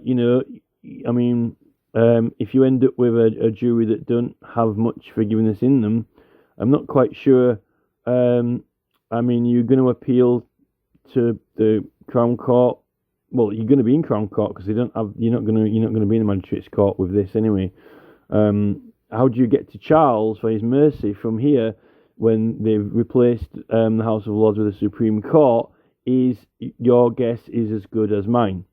Particularly when the current judges don't seem to know what the right to petition the King is, and they won't sign a bill of exemption either.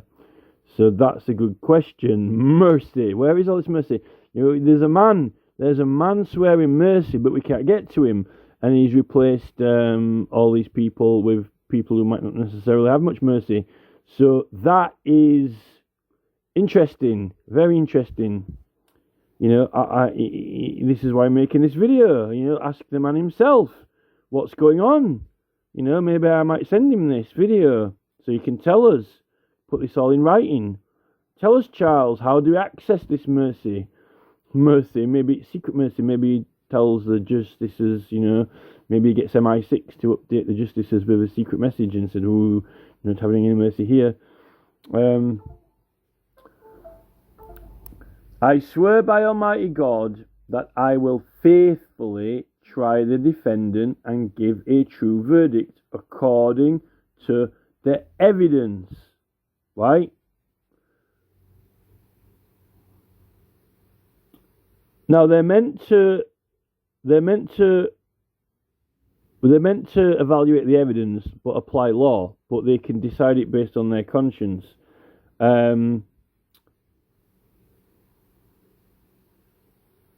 it's extremely it's very, very short compared to the previous Jurat one. There's nothing in there that they've got to know the rights or uphold them. They're not told them. They're meant to know what they are. They're not meant to just sit there and a prosecutor comes in and spiels off some law, and that's all that they're allowed to know. And same with the defendant's barrister. You'll hear what we tell you. They're meant to already have a body of knowledge on certain things, what bare bones law, prior to hearing the evidence of whatever case that's in front of them, which is quite concerning. So they're swearing by God.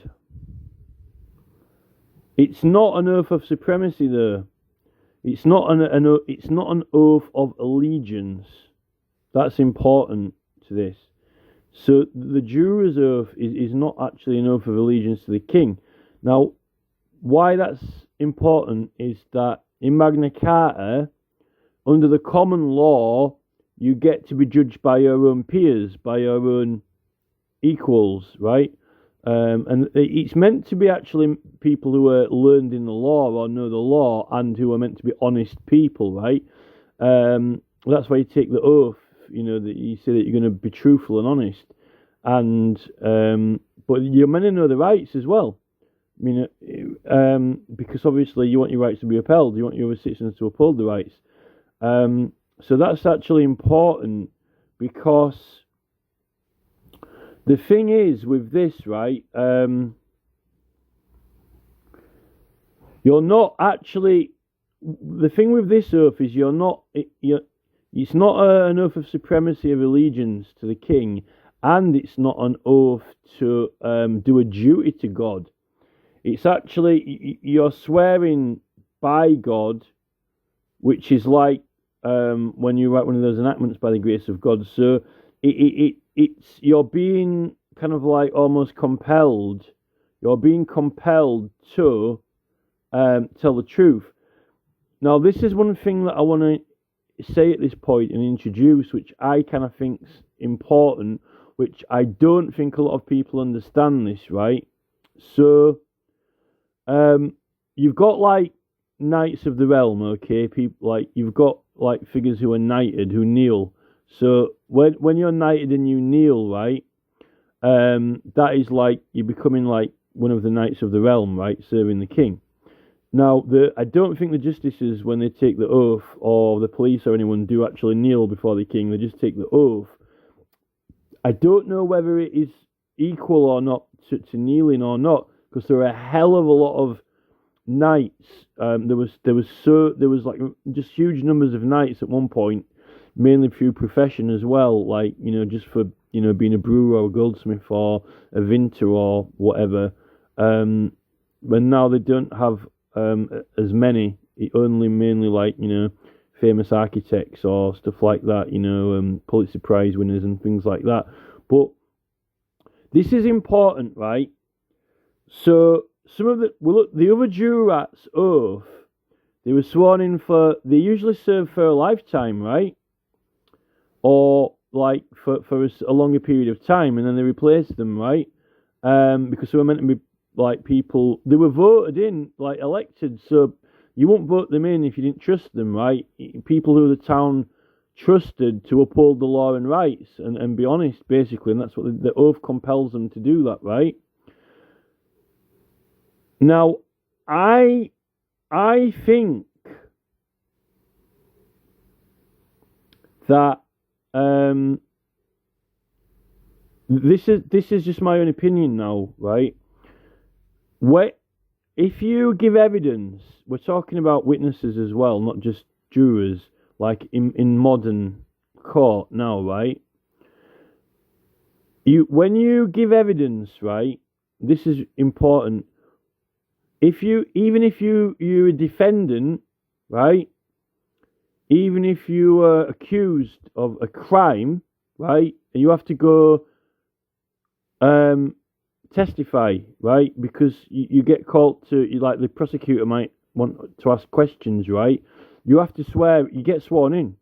This is to do with being charged, right? If you're being charged, or you've got a right to defend yourself, and you're meant to be able to, if you're on bail, if you get bail, you're meant to, unless you get a solicitor to do it, you're meant to do what is needed to do to defend yourself, and then turn up at court with the evidence. So you're meant to be able to act. You've got, if you're charged into process, you can make requests. You can ask for subpoenas and warrants and things like that because you're being charged. So you're officially in the process, right? But like rather than going after someone's going after you. But you're in due process. So it's important to understand that when you're being charged, you've actually got powers to act to defend yourself if you can request bail to do that. But that's all about knowing to act and use powers and give directions and so forth. But usually, this is all to do with, you got the right for a solicitor, because the solicitor's going to know all this stuff and do it. But when you actually go and take the oath as a witness, now this is the thing. You can have professional witnesses, right? If you've got a scientist, right, who's like a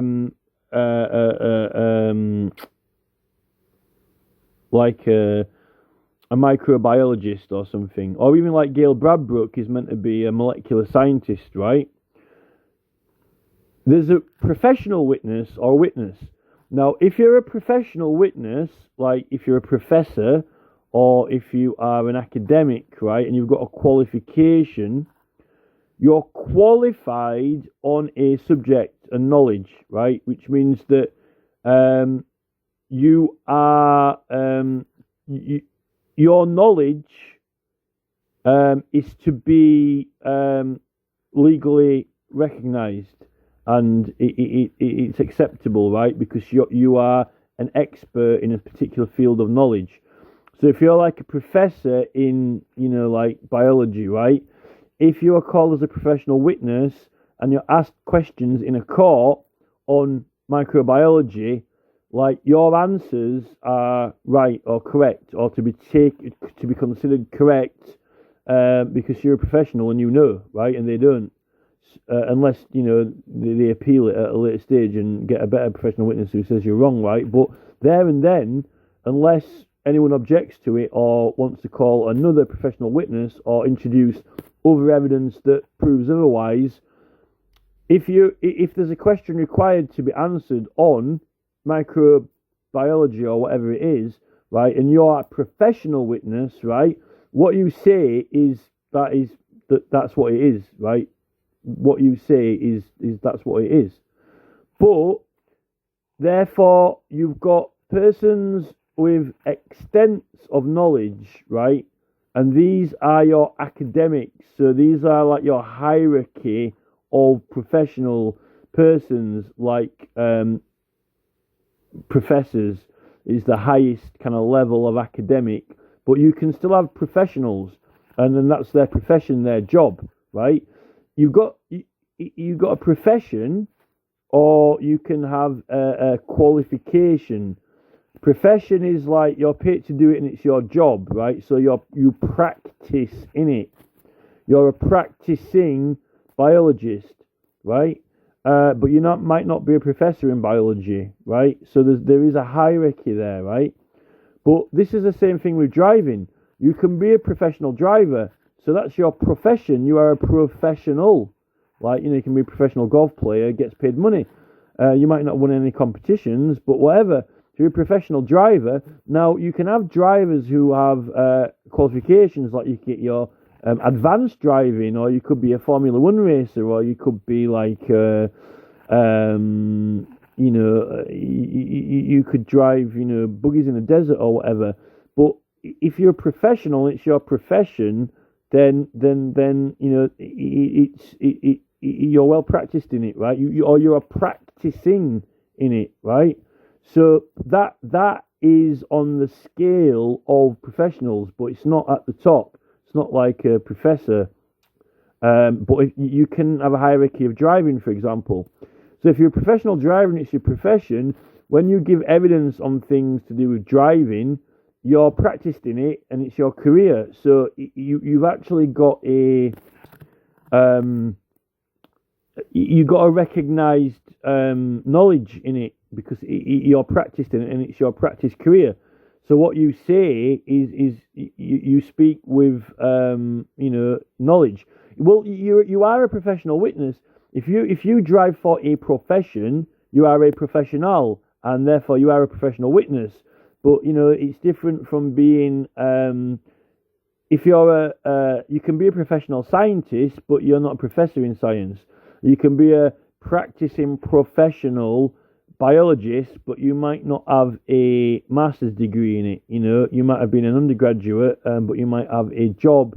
You still might be a professional biologist, but you might not have a degree in biology, right? So, but you can still be a professional witness, but it depends to what degree, right? Now, so you can have professional witnesses or just witnesses, right? Now that is that's the extent of knowledge, but you might be a lying scoundrel and a professor, right? You might be a lying scoundrel, and a biologist. And this is like the thing on Doctor No, like in Doctor No, in the film, you got the professor, right? And he Professor Dent. So Professor Dent is like a professional geologist, right? He's a professor in geology. So he's what he says about geology is that's it, right? If he says that this is this and that's that, then it is, right? Unless you can prove otherwise with another professional of the equal qualification. So but Professor Dent noticed that in Doctor No, he doesn't tell the truth, right? He lies because he's serving Doctor No, right? Now this is important. So you can have a professional witness, right, who might be lying to a rag. So now this is where the oaths come in.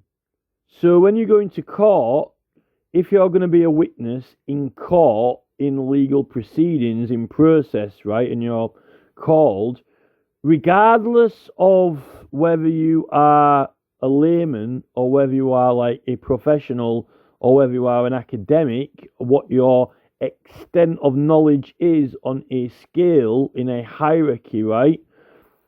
You've got this matter of truth and honesty. Now, this is why you swear the oath and why you have to take the oath and why the whole point in it is because this is where the religious part comes in and the whole by the grace of God and the whole point in having a court, really, which is that you get sworn in. So all the jurors are sworn in, right?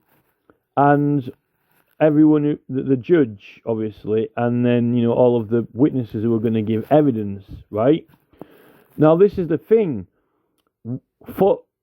Now, those jurats used to be full-time for life, long-term, right?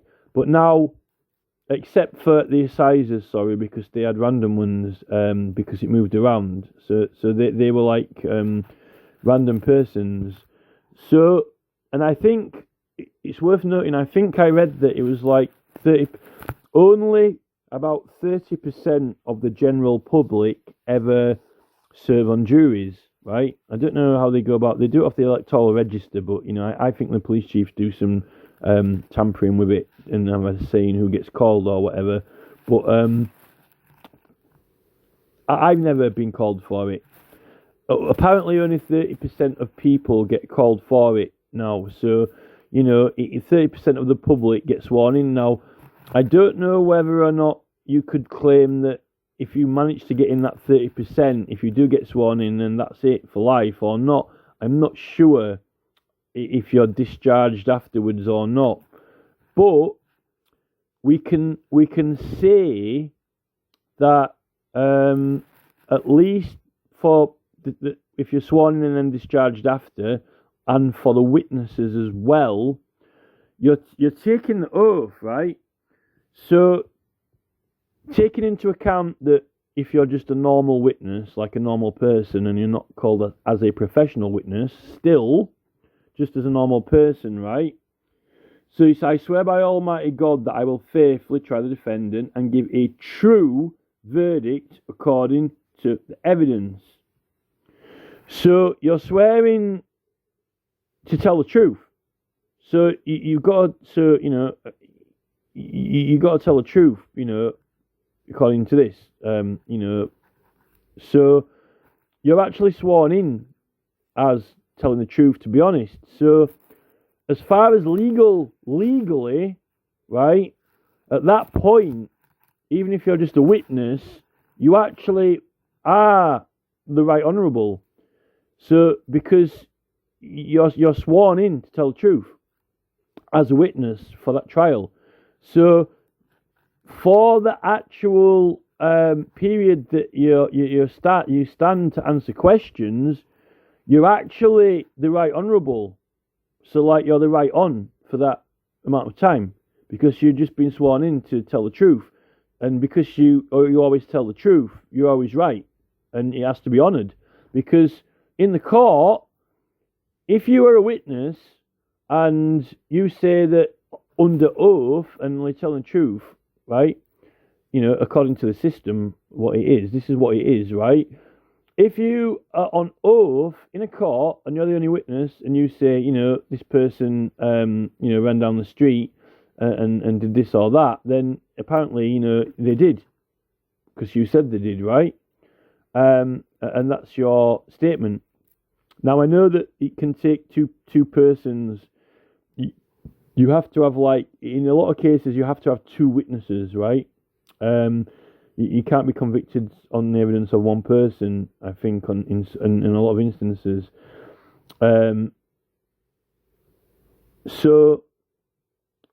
But I'm quite certain that on the level of your peers, so the jury are meant to be your equals or your peers, right? But they're sworn in, not like they're not taking the oath of supremacy, right? So they're not being raised to the they're not kind of like they're not taking an oath of supremacy. So they're not like being raised above your peers and put in another order, right? Like in the House of Lords or whatever, or like the judge. That they're still your equals, but they're sworn in to tell the truth. At the level of peers and equals. So they are, for the purposes of that trial, they actually really have the title Right Honourable because the court and the justices and the jurors and etc. It's taken for that your statement is the truth and they're going to be tried on it. So they're effectively going to be tried on your statement. Because if you say they did it, right, and obviously, but it takes two, I think it takes two witnesses in a lot of circumstances and a lot of offences. It has to be two witnesses, but you're still kind of like the right on, really, and that's the point in it. Although it's not kind of permanent, but even if it was permanent, it's kind of like you could say, well, after if you've taken an oath, does it last permanently? Well, it might do, but I think that those particular oaths are supposed to be like just for certain proceedings. The fact that only 30% of people take oath out of the whole population, even if it did last, it's only going to be 30% of any given population that are going to have it anyway, and they're not taking an oath of supremacy. Or they're swearing by Almighty God, but it's not like the right worshipful. It's not doing a duty to God, like swearing in to perform a duty to God. It's only that they swearing by God to tell the truth, right? Which is most oaths do. That so it's not like because they've also got a title as well as the right worshipful. But a lot of people used to use those in letters anyway. So I actually kind of think that because it's like within your own peers at the kind of like layman's level, you could possibly say that 30% of the public are right and honourable, at least within their own peers, but that's not hierarchical. But I don't know. Maybe you could just say that it only lasts for that session and then it's actually discharged after. But they didn't used to discharge the jurats; they were full time. But so as for the other jurors who get chosen at random, I'm not sure. But they have got this process of discharging. So, but it's interesting to note that, and I think that I'm right about that. So witnesses are right honourable for purposes of legal proceedings. In my opinion, I think they are. As for the affirmation, you see, I do solemnly and sincerely and truly declare and affirm that I will conscientiously try the charges against the defendant, and I will decide them according to the evidence. This is concerning. Nothing is compelling them, and they're not acting in any grace of any power, and they might even well be acting in an other omnipresent entity, such as other religions and so forth, which might not be to the beliefs of the system, which is meant to be in forgiveness, And Charles has sat there in his coronation going, "Oh, I'm going to be merciful." You might not have a merciful religion, This is the thing. And the thing is that it's meant to be based on Magna Carta, whereas the conscience. It doesn't say what conscience it is, but Magna Carta has written that everyone is going to have a conscience of a Christian. That's the whole point in it, because it's that the law itself is woven out of it. But interestingly, in the other oath we found from the jurats, it did say that they will try all strangers and Denzians equally, right? They won't treat them any differently. So that's actually suggestive that it's not racist or discriminative to foreign people or religions. But if it means that if they're in this country, they have to follow the laws of this country. It's not actually saying that people from other religions aren't allowed in this country, or they can't practice their religion in this country. There was a few laws that certain, like Turks, at one point weren't allowed in, or they could be arrested or whatever. But I think that was just for a certain period of time. But otherwise, foreign strangers and merchants were allowed to move around freely, as long as they obeyed by the law and the free passage and so forth. So, I don't think it's discriminative at all. But they get tried in this country. We're trying them by these laws. So the thing is, they've got to accept consent and submit to our laws. They don't not accept, they don't not submit, and they don't not consent. They have to submit to our laws. If they commit a crime, then they have to go to court. If I go to France, right, I don't, say, "Oh, can I just, can I affirm instead? Can I have an affirmation? I affirm that I'm not part of this country or, I'm not part of this country or legal system, leave me alone. I don't submit, consent, and accept." It's like that. And so now that they're effectively saying to, what they're doing is they're saying to ethnical groups and religious groups that you don't have to accept, consent, and submit to our laws and religion in our system. That's what they're saying. But they're inviting them to use the system, but not accepting consent to it. I find this interesting that we've got Bill Gates, Mark Zuckerberg, and Sergey Brin, who won't let anyone onto their platforms or use their stuff unless they consent, submit, accept. But we've got courts who are now making special oaths for people who don't have to consent and submit and accept to Almighty God. That's surely a conundrum. How is it that we've got this new technological Church of Technology, Church of Bill Gates, Church of Mark Zuckerberg, Church of Sergey Brin, right? Where, by God, never mind Almighty God, by Mark Zuckerberg, you will consent, accept, and submit, or you will not use Facebook, right? There's no doubt. Well, I'm not a meta. I'm not a meta. I'm a me. I'm a me, not a meta. I'll just want an affirmation. I'll sincerely declare that I'll try to follow the Meta's policies, but I can't guarantee it. I might have to. There's a thing. It's what Bill Gates, Mark Zuckerberg, and Sergey Brin are really doing now is they've got a extremely strict Church of the Technology where you will submit, consent, and accept, or you will not fucking use the platform, right? Yet the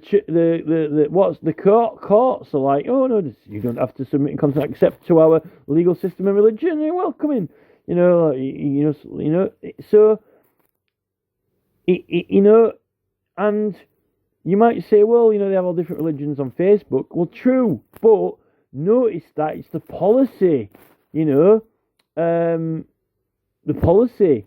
Well, this is the thing. It isn't the oath the policy, and isn't the oath the policy.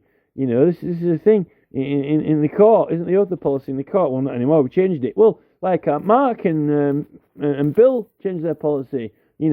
It's not to my religious beliefs to consent, submit, and accept to a metaverse or YouTube policy. I want to be free. This is the thing. So what they're actually doing is they've got this. This is what Donald Trump has basically been talking about. He's saying that he's gonna rip it apart and open up the free speech. Because what they actually were doing, these like technocrats, is they were almost making a new Scientology religion of policy where everyone will consent, submit, and accept, regardless of race, religion, country, or whatever. Even though we're all in different countries with different laws, never mind having different religions, and that it's even more stricter than some of the strictest religions, and that's a concerning thing. So when Charles is like knocking out all this, put the Protestant faith and all this, he's not doing, and you're not getting, merciful people in there. I don't think in a lot of instances, particularly when there's no jury in there, a lot of these magistrates aren't particularly merciful or knowledgeable in the law. So I think there are actually lots of concerns about it. I do solemnly, sincerely, and truly declare and affirm. Well, a declaration, that's what the police used to do. And that's another one of these that we're going to get into in a minute, which is the police oath. Apparently it wasn't an oath. I've just found out that the police, they didn't take an oath. It was actually only regarded as a declaration. So they weren't actually properly sworn in. It wasn't regarded as an oath. So the actual police constables weren't actually properly sworn in like jurors. It wasn't meant to be on the same level. It is now. It's actually an oath of supremacy that they've actually got now, but I don't think they're put in any particular order, supposedly. So that's kind of interesting. It is an oath now, and it actually is an oath of supremacy, but supposedly within their own peer group. But that's another thing. Maybe the police, that's why they're acting superior now. Maybe that's why they've formed their own. Maybe that's why they've kind of got their own body now, with their own political body. Maybe they are superior. Maybe they've got their own supremacy. And it's not even that long ago when they changed that oath to make it from a declaration into an oath. Maybe that's the problem we've got now. Maybe the police have got a new, very large body of supremes. Jurors can also swear using the holy book corresponds to their faith. So that's the jurors. So I actually do believe that jurors and witnesses, for at least when they're giving evidence, actually assume the title the Right Honourable, because it's all about being compelled to tell the truth. So that's my opinion anyway, whether I'm right or not. I think that is. Right, so what we got next? What's this one? When judges are sworn in, they take 2 oaths. Right, so the judges take 2 oaths. So they take an oath of allegiance and they take a judicial oath. I don't know if the police's is a judicial oath. I think it's not. But you can have an affirmation as well. So these aren't very long either. So for the justices, so the oath of they take an oath of allegiance, which is I do swear by Almighty God, not solemnly, I just do swear by Almighty God that I will be faithful and bear true allegiance. If you're taking an oath to tell the truth, then it's going to be true.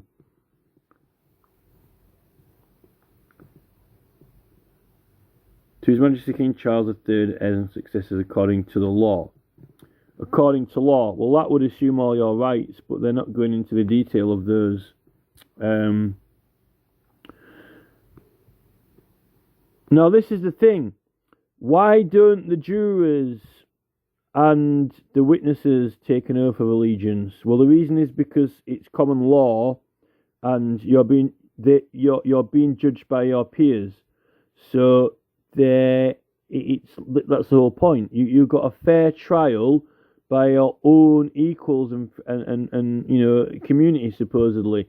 So that's why they're not swearing allegiance to the king, right? Because they're meant to be your people. They're meant to be your familiars, people who you're familiar with from same walks of life, right? And they're meant to give you your rights, because that's what citizens do, uphold rights, and they want to know what happened, and maybe they might even forgive you as well. So that's the reason, because they're, if they're good people, then they will want to do what the truth is, So that's why they don't take allegiance to the king, because then they won't be faithful to their own peers and citizens. It would be prioritising the king over their peers, right? Which runs into problems when we get onto the oath of supremacy, when we get to members of parliament and the House of Lords, when we're trying to get his rights upheld now at the moment, when they've all got allegiance to King Charles and his successors, but they're meant to upend the rights and liberties of the subjects, which seems to have dropped out at the bottom of the floor at the moment, and they're blatantly refusing to uphold our rights and liberties.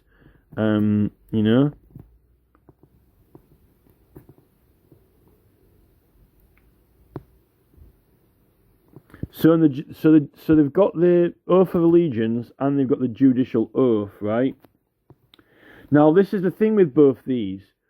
Now, the justices, the judges, swear by Almighty God, but they're not actually swearing a duty to do a duty to God, to carry out any duties or anything. They're just swearing by God, right? So they're not actually going to be doing any kind of any service or duty to God, priests do if priests are sworn in or ordained and so forth, which is different. But you've got to swear the oath by God, because it's going to be the power that's compelling you, right? So that I will well and truly serve our sovereign King Charles the Third in the office of, and I will do right to all manner of people after the laws and usages of this realm, without fear or favour, affection or ill will, right? So they're meant to apply the right. They're meant to apply the rights because that's according to laws and usages.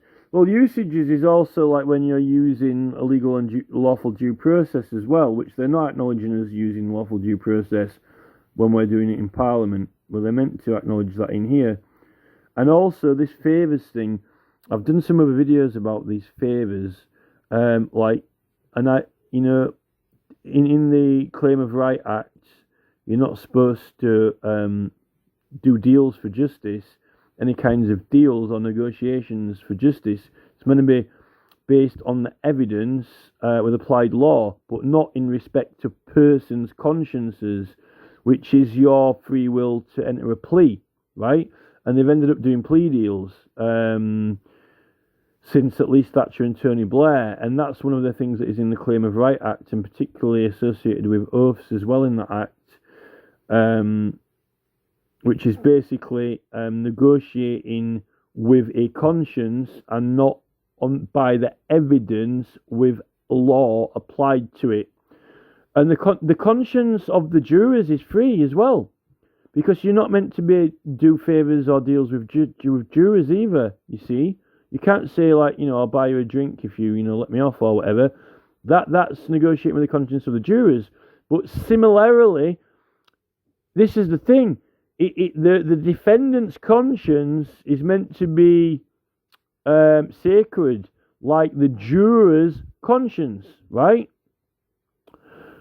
And the witnesses, you can't say to the witness, why don't you just say that he did it? You saw him do it, and I'll, buy you a drink later. This is the thing. You don't do deals with consciences. You ask questions, and they're taking an oath to tell the truth, but you don't offer or deal with them, right? Or bargain with them. This is the thing, and this is what they've totally perverted the oaths. Because they wanted to try and get more convictions and persuade people to basically try and confess or coerce them to confess or lure them to confess in reward for, these lower sentences and so forth, which is illegal. I think it's illegal, and I've done plenty of videos about the reasons why. So both these oaths, I don't know why they got the oath of allegiance, and then the judicial oath is to serve the king in office. Almighty God, truly. You see, this all well and truly. You see, it does. I don't necessarily know whether this is an oath to tell the truth, because it says that they swear by Almighty God that they will well and truly serve our sovereign King Charles. Nothing compels them to tell the truth up to that point. The third, in the office of, right, and will do right to all manner of people after the laws and usage. So they're meant to apply the laws and usages. They're meant to obey the law and rights and usages, which they absolutely aren't doing. And one of those usages is usages of Parliament of this realm without fear or favour, affection or ill will. But there isn't, other than saying that they'll do right, doesn't necessarily mean that there's nothing compelling them to tell the truth other than complying and obeying with the law. Do they know what the law is? In Magna Carta, it says that they got to be law worthy, that they're meant to be worthy of the law. As it turns out, a lot of these magistrates are only doing 5-day training sessions or 5-week training sessions, and they're not King's Counsel. A lot of them don't get paid, and they're like voluntary members of the public who are sworn in. They're not to a high standard of law, and I think it's strategic. You don't have the jury who are taught the rights. The magistrates aren't kind of like King's Counsel or to a high standard of law. And then when you're telling them things, then they're reckoning that you're not right, or they don't believe you, or they just don't apply it. They're meant to ask the legal advisor, which is almost like having your brain out on the table, not in your head. like some kind of Dr. Theopolis around your neck, like, because you're not proficient enough to do it yourself, like you've got a disability, so you need someone else there who can do it, and they're not like, some legal advisors are very, very good and have great initiative and even can be very commanding and seem like they're in control of the room. Other times, some legal advisors can be quite useless, pointless, and meek and quiet, and not even, there's no point in them being there. It depends what court you're in and who it is. It's all very much down to the people that you get, which is something about character and personality, and they definitely do act on initiative. Well, actually, some of them act on initiative. I've seen them act on initiative, and I've seen of them extremely lacking in initiative. So there isn't anything that is blatantly there to command them to tell the truth. Yet with a juror, there is, right? Now, I don't. This is my opinion now, right? I don't find anything in the oath of allegiance or the judicial oath of a justice which tells me that they are right and honourable, that they have to tell the truth. Because the truth is about statements and facts as well, and what someone said or didn't say, and what evidence they gave in a courtroom, and acknowledging that. That's not necessarily the law. Laws are legislation, and rights are legislation. Statements aren't law. Statements are a person's opinion, although when they give the statement, they're meant to be the right honourable, right? But the witness is the right honourable. The witness is compelled to tell the truth, right? When I am sworn in to tell the truth, I am right and honourable, right? But does the judge have to tell the truth, right? This is the thing. He has to follow law and rights according to this. And if he doesn't follow law and rights, you can write a bill of exemption up and summon him to the king. And then the king will get the law out and get the rights out and tell him what it is, right? But that's the law and the rights, right? Is not my statement. And not the statement of a defendant, right? Or any witness. Or any deliberation on, what is beyond and within reasonable doubt or not, which is a lot of what court's based on. And the conscience of the jury is meant to be sacred to its own conscience, and the defendant's conscience is sacred, right? So the truth is not entirely coming down in the courtroom to the law. Because if I am sworn in to tell the truth, unless I'm King's Counsel or a professor in biology, not a professional witness or a lawyer, but if I'm sworn in to give evidence, I am honest, I am right and honourable, and therefore when I say something it's true and it's to be honoured, right? But if I'm not a King's Counsel, the judge might not think that I'm proficient in law, but if I'm learned in law and I know it, and I know what law I do know, I have to tell the truth that law is true, what I do know, and not that it's not true, right? So within my knowledge and extent of the law, which I do know and do not lie about when I speak it, because I am under oath of the truth, I am right and honourable within my sphere of the law, right? But I am not as proficient or extensive in law as a King's Counsel, only in the same way as a professor is more extensive in his law because of his qualification. He's a professional witness, right? So there's knowledge and extent of knowledge, but then there's truth. And like I said, you can have a professor who is a liar, but when he's sworn in, apparently he's right honourable professor, right? Supposedly, according to proceedings and law.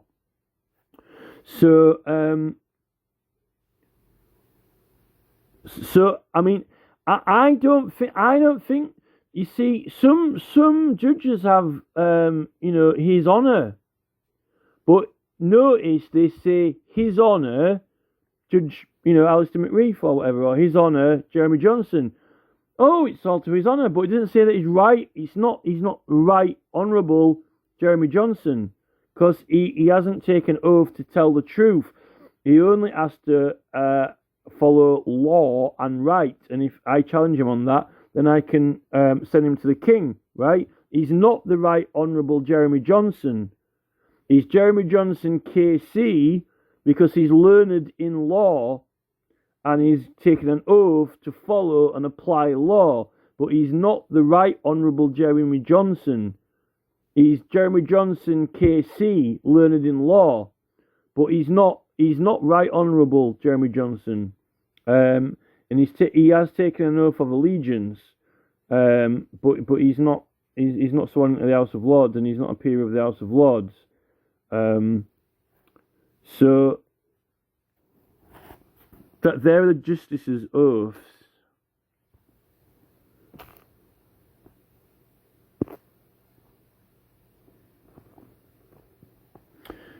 Now this is like the Parliamentary Oaths Act 1866. So these are MPs now, right? So these MPs only serves for a certain period of time. Although apparently, I think those Privy Council members apparently can keep the Right Honourable title for life.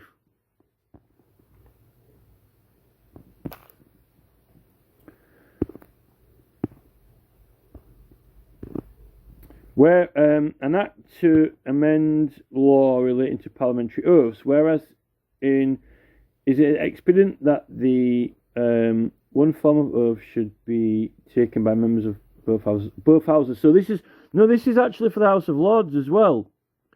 So this oath is actually what they're sworn into the House of Lords with. Although I don't know why they get set aside as peers in the House of Lords. They must be. I don't know if they take a different oath or not. Then.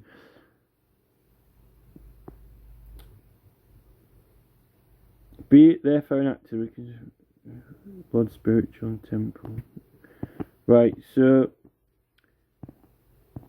the oath to be made and subscribed to by members of both Houses of Parliament on taking their seats in every Parliament shall be in the form following. So this, I don't think that this is to do with life peers then. I think that because you got your life peer privileges and you don't actually have to be a working life peer, because life peers privileges are different from parliamentary privileges. So this is like for work. This will be for like working peers who are going to be working in the House of Lords. So it's like working MPs working in the House of Commons, but it's not. This is for their parliamentary privileges. So like this is for like Article 9 of the 1688 Bill of Rights. It is not to do with the privileges for their title, like Lord or Baron or whatever, because they don't have to be working peers. Although they keep changing it, but I swear that I will be faithful and bear true allegiance to Her Majesty Queen Victoria. This is an older one, and do faithfully promise to maintain and support the succession of the crown. Right? Well, that's what it says now, as well. As the same stands limited and settled by virtue of the Act passed in the reign of King William III, entitled An Act for Further Limitation of the Crown and Better Securing the Rights and Liberties of the Subject, and of the subsequent Acts of Union with Scotland and Ireland. So help me God. So help me God, right? So that again, that says so help me God. So you're swearing by God.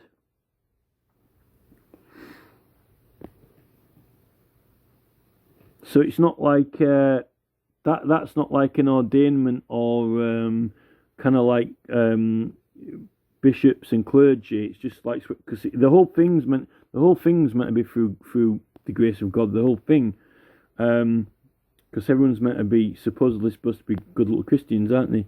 So like,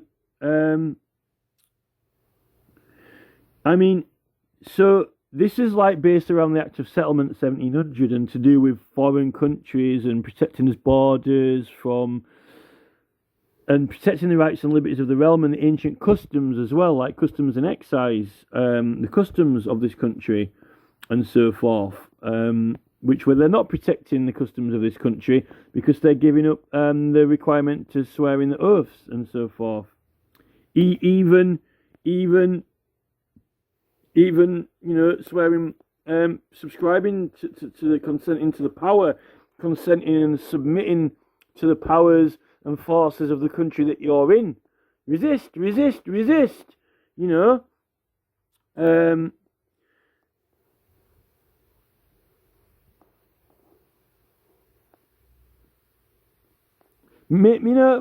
it should have been like maybe it could have been like David Cameron said that prisoners aren't going to get the vote. Maybe they should have said if you're not going to swear into courts, then you can't serve on juries. They could have done that. They could have said, why should, I mean, I'm not saying that, I'm not really that bothered about serving on a jury or not, but I always, maybe I've been, police officer. I always think that, they get all these people speeding and then they go, we can strike some off the jury list now. And, this is the thing. I would have, why do they need, if there's plenty of people in the country, why do they need people who aren't Christians to serve on juries, it's a Christian country with, Magna Carta and belief system, we can't a good Christian jury like, in the Denzians and strangers will be all treated the same. That's what you want, innit? That's what you want on your jury, Denzians and strangers will be treated the same. That's what you're swearing to. But now, apparently we're getting these strangers on the juries, and they're not swearing in. Which is, I don't know what Charles is doing with his, Protestant bash, coronation. And you see, they've got, there's some words in this that have a heavy, severe limitation on the crown. And I really don't think that Elizabeth liked that limitation on the crown, and neither did Charles. I think they're quite despised and abhorrent to this restriction of the crown. They've really removed that, but heavily gone overboard on the, heirs and successors thing and not having limitations. Well, they do in Scotland. It's still in the Scottish part of it, the limitation, but not here. And I think that I'm sure there's something to do with that statement when it comes to this secret will of Charles's, this secret will, and secret assets and this whole military style campaign from a private corporate sector beyond leaders with trillions at their disposal. That would be a bit of a removal of limitation from the crown if it had anything to do with that, wouldn't it? Seeing though that it's Charles who came out with the statement, there's something definitely associated there with this removal of the limitations of the crown and a military campaign from a private corporate sector, secret, ownership deals that no one knows about, beyond leaders, this thing. Why is that ringing alarm bells in my head to do with, why do they need to remove? Why do they need to remove the limitation of the crown? Starmer's wanting to, remove half the House of Lords. I find it strange that Starmer's wanting to remove all these life peers and earls from the House of Lords. Yet, they're banging on with this, removal of the limitations of the crown. All for the heirs and successors. There's something not right in all this. They're trying to make out that it's getting more democratic. Yeah, no, now we're inviting loads of strangers in and they can be on juries and everyone's going to be treated equal. And, yet Why are they sneaking, creeping all the way with this restrictions and limitations thing of the Crown? You know, it's and you know you can't pray outside clinics for passing away deceased souls, but yet apparently they're a very good Protestant. You know, you know, you can't find a more you know devout Protestant than Charles, except outside an abortion clinic. You know, so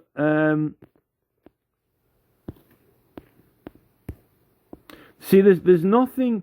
I swear that will be true. See, there's nothing that compels them to tell the truth in here, although it says that they'll act according to law. So, you know, if you've got to obey the law and comply with it, that's supposedly meant to apply our rights as well, but it doesn't particularly pull them out of the ether and put any emphasis on them. But you many like assume that that's in there as well with it. But there's not necessarily you can act, but the thing is they've got privileges as well. So that in Parliament they're privileged to not necessarily have to comply with the law, at least in Parliament sessions. But they're meant to uphold our rights. There are certain rules that you've got to follow in Parliament, and particularly in certain statute laws and other laws say that to none we will deny, to none delay right or privilege. How can you compel them to comply? This is the thing. There's no. I don't think that this is why not all MPs don't carry right honourable unless the Privy Council, which we'll get to that in a minute. So I've got the Privy Council oath, which is probably the Privy Council oath itself, or an actual full proper Privy Council like Penny Mordaunt was, is like it's I think it's the devil's oath, and we'll get to that in a minute. It's probably even it's the worst oath that you can have, even more so than the one that Charles come out with, that he's shed everything off except this Protestant bash, which really is a Protestant bash. It really is a Protestant bash. They really are having a Protestant bash, going overboard with it, because they're bashing Protestants. They're bashing the whole religious model completely. Which is the irony of it all. So there's no right honourable here. In fact, it is an oath of allegiance, sir. Right? But they're, just because they take an oath of allegiance, they're not raised into the House of Lords, which is, you see, it says this oath of allegiance is like a service oath. It's kind of like a service oath for serving the oath of supremacy. Therefore, based on like the Article 9, well, Parliament's got its own jurisdiction, but for your justices, your police officers, and the Scouts oath and others, it's kind of like it's a service oath, because you're being in service to the processes and functions of the country, So you've got to, it's the realm. You're serving the realm, basically. So you've got to have allegiance to the realm, or you can't. You're not going to, fulfill those functions, honestly and proficiently, and duly, are you? So that's the whole point. So, I mean, it's. I don't know what. I don't actually know what happens with the barons and lords for the life peerage part, because you're going to get, like in Magna Carta, life peers don't necessarily have to be members of Parliament for their privilege. It's separate. It's like a separate privilege from Article 9. Maybe that is the only other take, but I think for the House of Lords, I think it's a little bit more like when they get knighted, because getting knighted is like a motion that you go through. It's not just taking an oath. It's like when you're knighted, it's like a symbolic sort of like ceremony thing, which I think but the lords don't kneel, do they? So I think that the barons and lords, I'll have to read up a bit more on it, but I think it's a little bit more like getting knighted in a way, or like when a priest gets ordained and put in order, which is different to the oath of supremacy, which is just actually kind of like for service.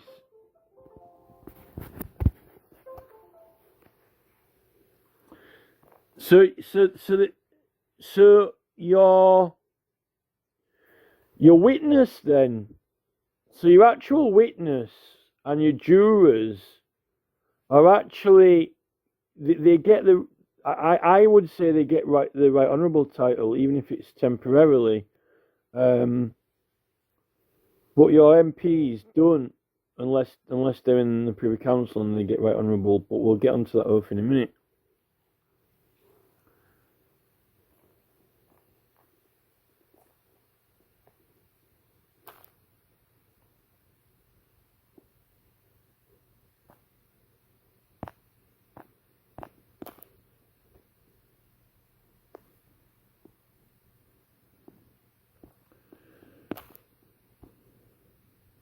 Right. So this is the oath of the Privy Councillor. So this is like the this is like the bad boy oath. This is like the devil's oath. I mean this is probably the worst. And this is what forms the king's own peers, like his own kind of body of peers around him, which are basically almost like being surrounded. Well, they're not Lord Spiritual. They're not all. There's some of them are Lord Spiritual, but they're and they're not all members of the House of Lords, because you get like even the leader of the opposition party. I don't know what you do if you don't have any political parties and there isn't any opposition party, you know. But so this is like an oath of supremacy, but it's a special particular one that apparently. So we'll go through it. I'll read it out to you. This is the one that Penny Mordaunt took as well. So this is, and I don't even know if this is the right one, but this is one of the main newspapers published this. So I'm just going with that. It is the right one. So it says, you do. Oh, well, this is like from the third person, so I don't know if it's read out to them and they just say I do, or whether they have to put it in blood, write it in blood, or whether they have to say it. Sounds like it's spoken to them. You do swear by Almighty God to be a true and faithful servant unto the King's Majesty, as one of His Majesty's Privy Council. And I don't know how new this is. I won't mind seeing like the previous version of it. You will not know or understand of any manner of thing to be attempted, done, or spoken against His Majesty's person, honour, crown, or dignity royal, but you will let and withstand the same to the utmost of your power, and either cause it to be revealed to His Majesty himself, or to such of his privy council as shall advertise His Majesty of the same. Right? So it's like basically the right of the subjects, that's us, to petition the king on grievances, right? The Privy Council are like anti-petition the king in a way, if it's a grievance with him, particularly grievance that he's done something wrong, which we've got the right to do, the right to know, and the right to understand, right? But the Privy Council don't. So they don't have the right to petition the king on a grievance of him doing anything wrong. So they've actually given up their right to petition the king on a personal grievance of him doing something wrong that would harm his reputation. So, like, they're not actually free subjects like us. They're giving up their certain rights to petition the king on grievances because they can't have them. So that's quite important to note. But apparently, even though they can't, even though, right, this is the thing, right, they will not know or understand of any manner of thing to be attempted, done, or spoken against His Majesty's person, honour, crown, or dignity, but you will let and withstand the same to the utmost of your power. So they've got to,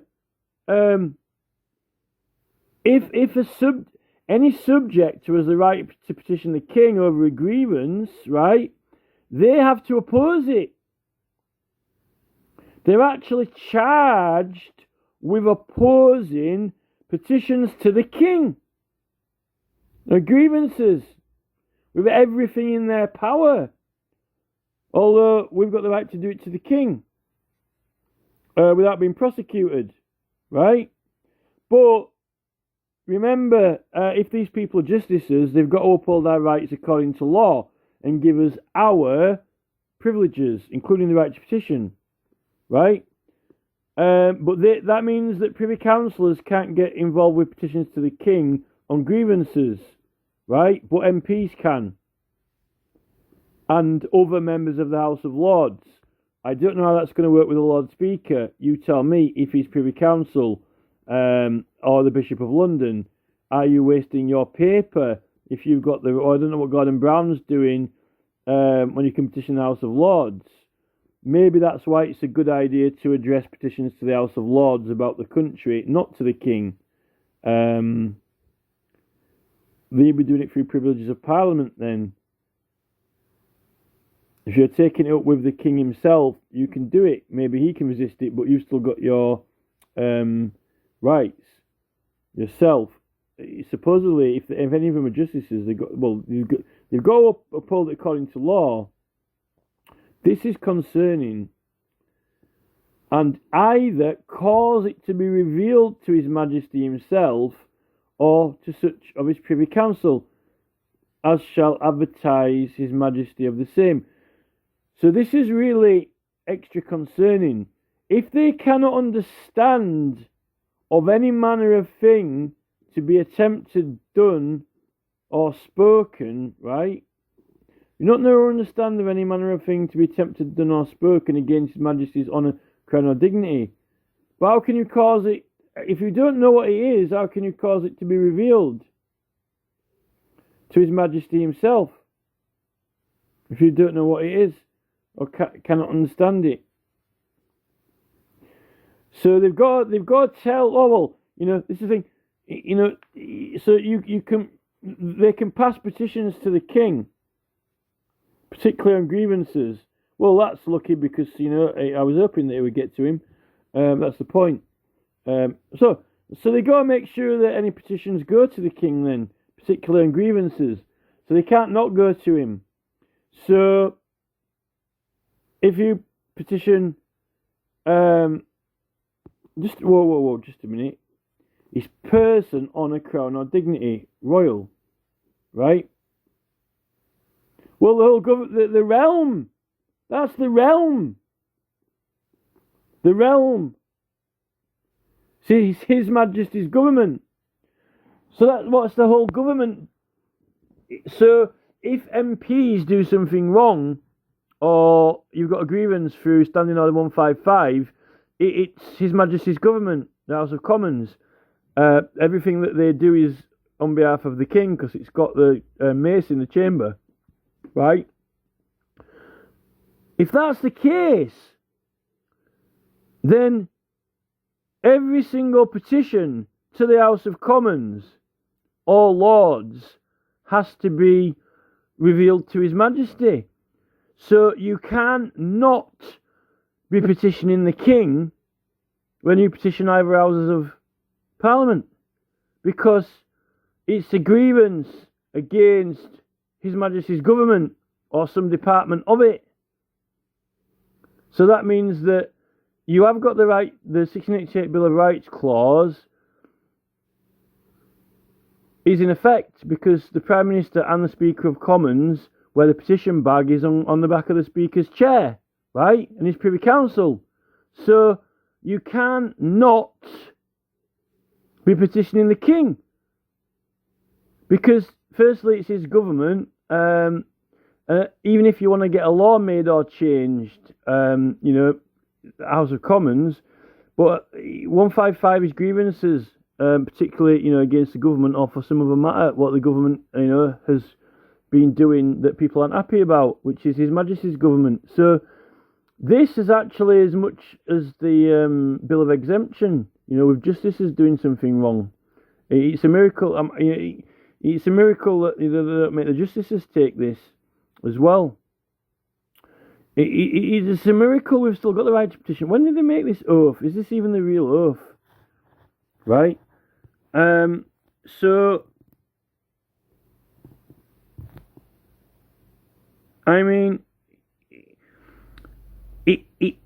I'm struggling to work out how you can still have the 1688 Bill of Rights right to petition. And maybe this is why they're not publishing those grievance petitions on the House of Commons website, which is like, calling them out on certain things. Why are you doing this? Why have you done that? Why have you removed the Sir Thomas Erskine May thing? When did this oath get in its current form? It's almost kind of, this is like, we've got this 1688 Bill of Rights right to petition. This is kind of like the anti or opposite. It's almost like the anti-right to petition then, because they're trying to make out that the Privy Councillors will not acknowledge any complaint against the whole government, any of the government, or its image or doing anything wrong. So why have the standing order? But then they're saying they're acting according to law. They've got standing orders will get heard and read out. Petitions on standing orders. Get a law made or change. What happened to the Committee of Grievances? This has got to be. How can this be lawful? How can this not be against the 1688 Bill of Rights? How can this not be against, upholding the rights and liberties and laws of the realm?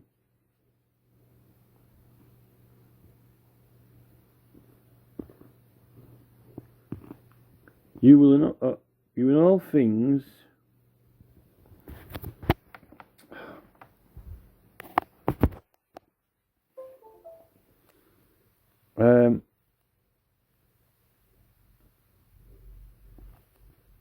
Such as Privy Council and shall obtain His Majesty the same.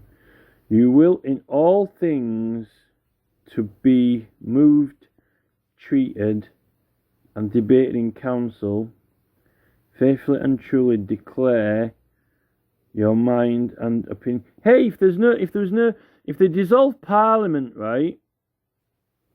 If they dissolved Parliament or prorogued it, like, when there wasn't permanent parliaments, like, just after the Bill of Rights, and they were doing this, you'd be screwed, like, without Parliament privileges then.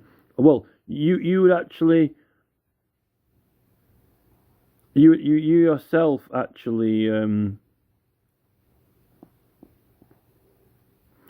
you see, there's almost like a double, it's almost like a double dildo, that Bill of Rights, because you could say it's rather subject to petition the King and all prosecutions and commitments for doing so are illegal, but does that include against the King as well as against you? But they're not upholding our rights.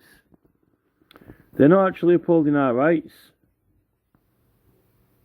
So we're not even getting touche, you're not even getting juice.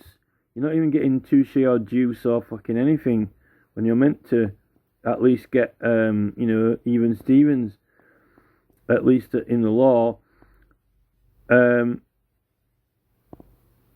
Debating in council and truly declare your mind.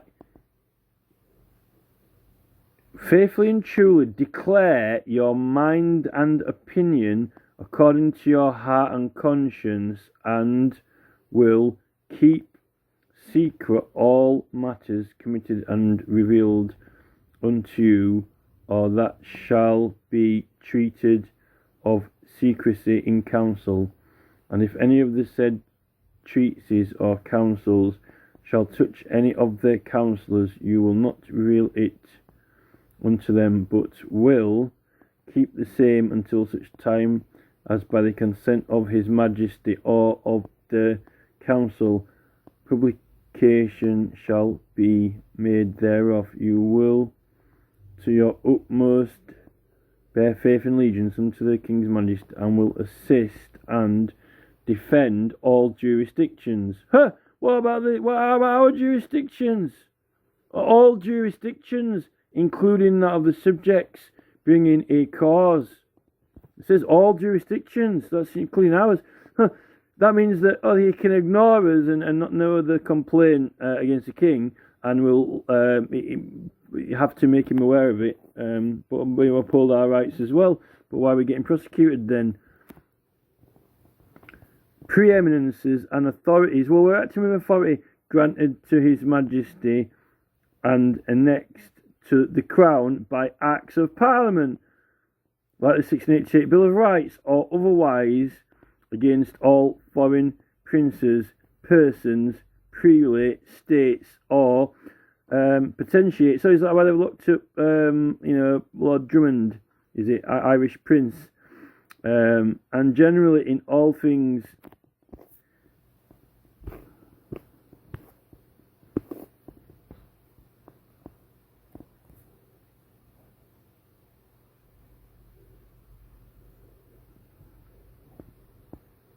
And next to the Crown Acts of Parliament, or otherwise. And generally in all things you will do as a faithful and true servant ought to do. So, there may be assist and defend all jurisdictions, preeminence and authorities granted and annexed to the Crown by Acts of Parliament, or otherwise against all foreign princes, persons, prelates, states, or potentiates.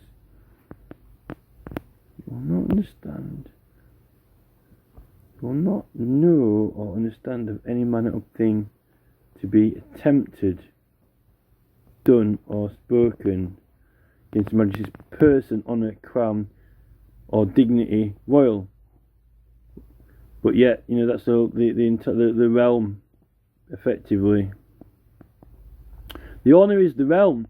The whole kingdom is the honour. So it's just, when did they come out with this? This has to be illegal.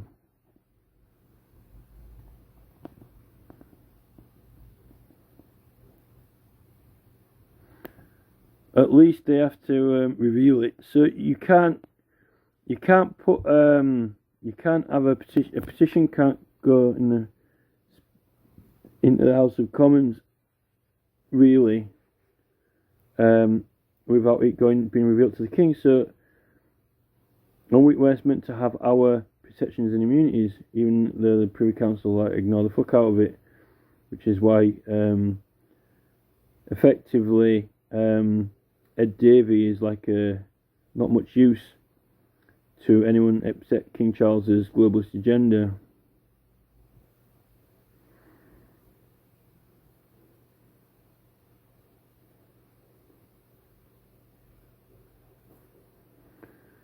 You will not know until any manner of thing to be attempted, done, or spoken.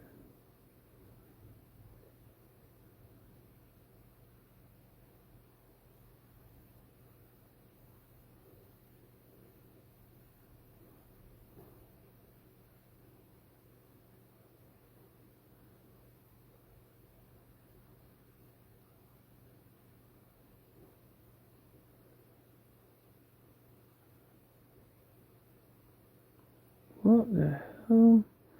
Not understand of any manner of thing to be attempted, done, or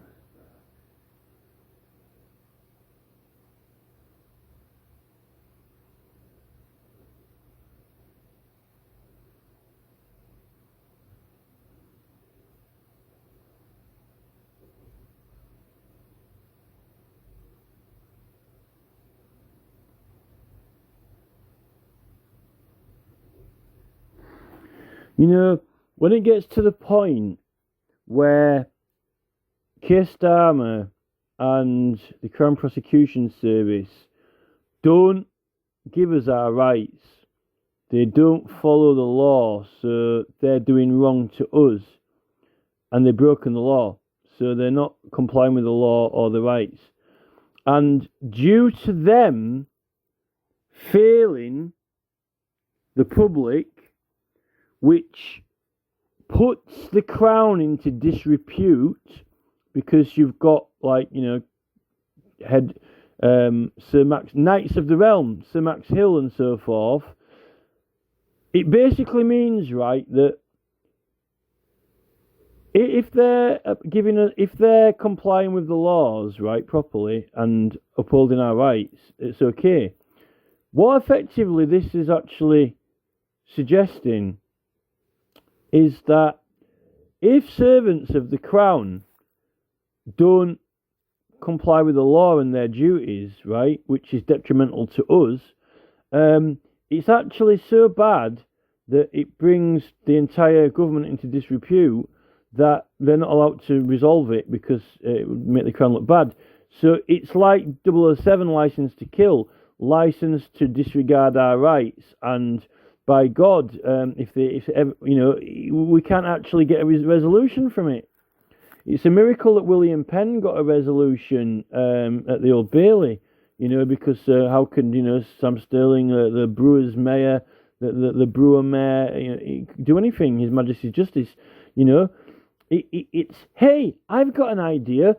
Why doesn't everyone in government break the law and withhold our rights, particularly Sir Keir Starmer? So then, when it comes to having to admit his own personal wrongdoing, because he's got the title of Sir Keir Starmer, it'll make the king look bad. So hey, I'm not going to give you your rights ever, because I'll have to admit that I've done something wrong, and that make the king look bad. So, sorry, can't do it. Tough. What's the point in having the rights? And, perjury, you broke your oath, you didn't uphold the rights and liberties of the realm. Well, we're on stalemate, aren't we? We can't uphold your rights now because the king will look too bad. The whole realm. Hey, this is like the Lost Boys, isn't it? Hey, Max, why don't you get a load of naughty knights that never obey the law? And the more they do wrong, the more and more incentivism to keep doing it wrong and not give us our rights, because now they're in a whole lot of trouble. So much trouble that it's going to be so bad for the honour of the realm that they can't possibly admit anything. Hey, this is a great game. Just basically do break the law. Paint the town red. The more and more law you break, the worse and worse it's going to make the king look. So there's more and more reason not to get a resolution for it. Hey, I like this, right? This is a great idea. It's going to be good for them. Well, what about upholding the rights? What about recognising him? The more Keir Starmer can't know the rights now, because those rights are going to make the king look bad. So Keir Starmer now cannot recognise the right to petition. He cannot see it, hear it, touch it, smell it, because the recognition of it and application of it will make the king look bad. Interesting. Does that mean that Keir Starmer and the Speaker of Parliament are now going to refuse to give us our rights and privileges when, according to law, they have to be given, and we're entitled to them, because it made the king look bad? Brilliant! I couldn't have thought of a more amazing oath to make. That you can't uphold the law and rights of the realm because it will make the king look bad because of the misbehaviour of his subject, of his Privy Council, of the Speaker. So it's like the Mad Hatter's Tea Party. So, effectively, any one of the King's servants or this Privy Council, including the Prime Minister, Speaker, and even Jeremy Corbyn, if they naughty and misbehave and break the law to the citizens, they're not allowed. They can't be known to have dishonoured the king. So effectively, it's like a get out of admitting the wrong. It's like get out of jail card for free. get out of trouble for free card, which basically means that they're not going to do anything to each other. But yet, we've got this breach of privileges, which is, fraud and forgery. It seems like faulty towers to me. When did they even get this oath? When was this introduced? This can't be legal. This oath is illegal. That oath's illegal. Fucking illegal, that oath. I don't know when they pulled that out, but that is illegal in England. This oath is illegal.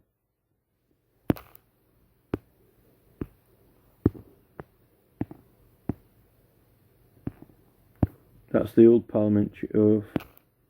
And it's all allegiance to King Charles as well, and not holding the rights and liberties anymore. We're actually screwed now.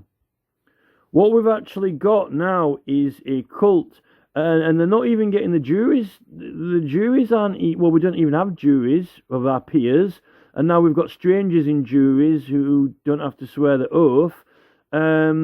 Yet he's claiming Protestant religion.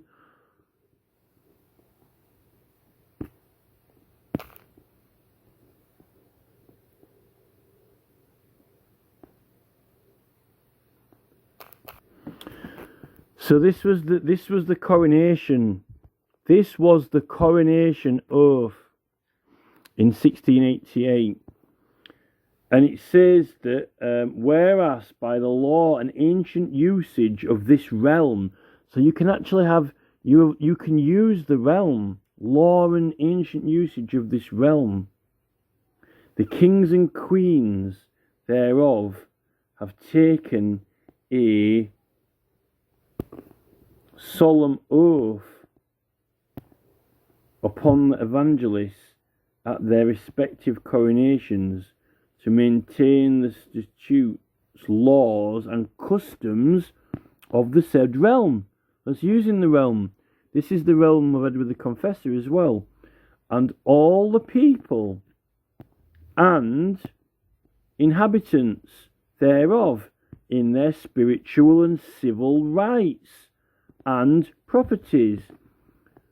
But for as much as the oath itself on such occasion administered hath hitherto been framed in doubtful words and expressions with relation to ancient laws and customs, at this time unknown to the end thereof, that one uniform oath may be in all times to come taken by the king and queens of this realm, and then respectively administered at times of their and every coronation. Well, that means that this is meant to be maintained, because they were making oaths which were basically trying to evade upholding rights and liberties, which is what they're doing now, gone back to doing now. May it please your majesties that the oath hereto mentioned and hereafter expressed shall and may be administered to their most excellent majesties King William and Queen Mary, whom God long preserve, at the time of their coronation, in the presence of all persons that shall be then and there present at the solemnizing thereof by the King's Majesty, or Archbishop of Canterbury and Archbishop of York, or any other bishop of this realm, who the King's Majesty shall thereunto appoint, and who shall be hereby hereto respectfully authorised, which oath followeth, and shall be administered in this manner. That is to say, the Archbishop shall say, will you solemnly promise and swear to govern the peoples of this kingdom of England and the dominions hereto belonging according to the statutes in Parliament agreed on and laws and customs of the same? King and Queen shall say, I solemnly promise to do so. Archbishop or Bishop, will you to your power cause law and justice in mercy to be executed in all your judgments? I will. This is the thing. Why is King Charles going on about all this mercy, right? But you can't even get to King because he's not even in. He's not even. They've got the Supreme Court now.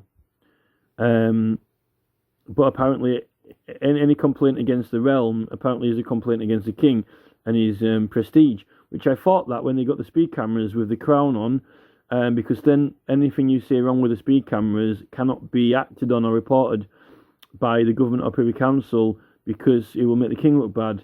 So that means that all he does is put the crown on anything that he does wrong, and you can't do anything about it, which evades the point of having rights and the right to complain about anything.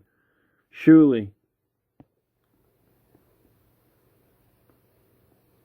Will you to utmost power maintain the laws of God? Hey, the laws of God.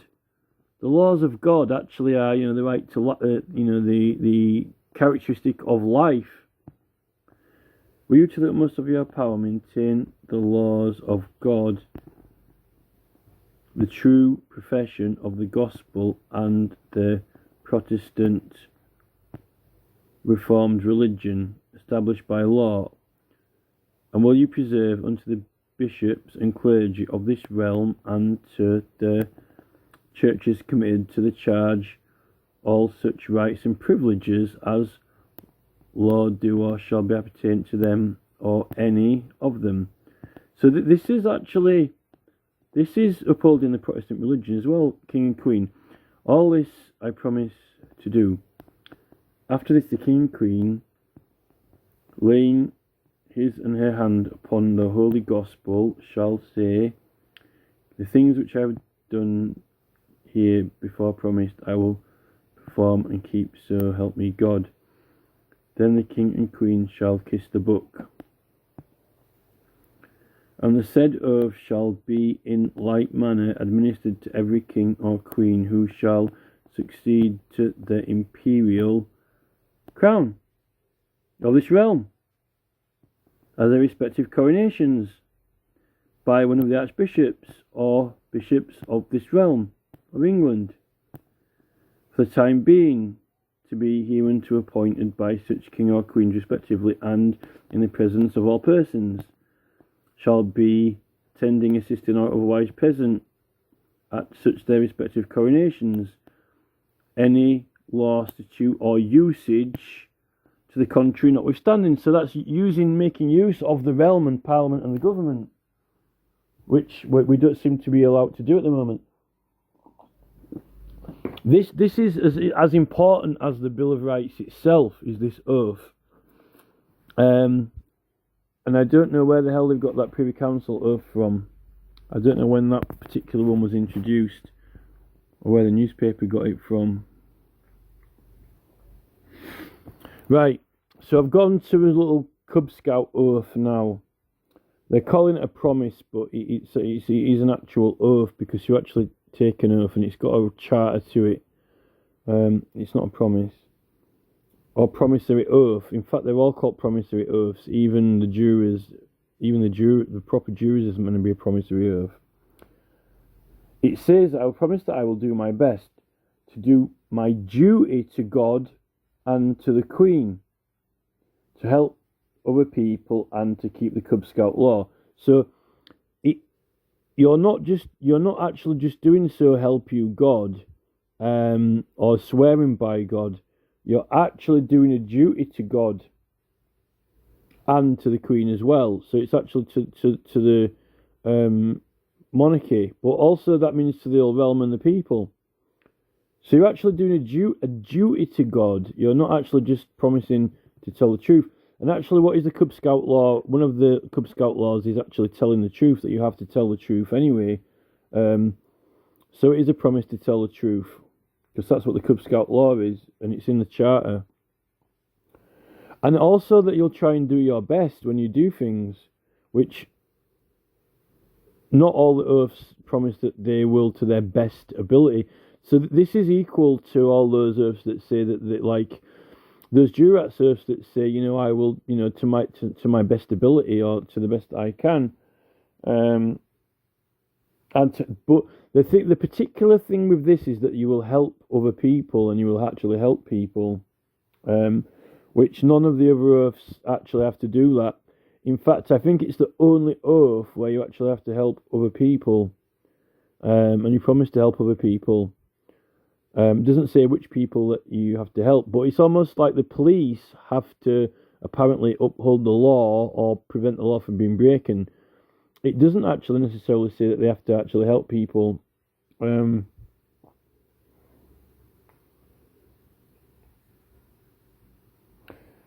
So it is. This is an oath of supremacy because it is actually duty to the crown, but also to God, and it's the only oath that's got a natural duty to God, without actually being ordained in the clergy.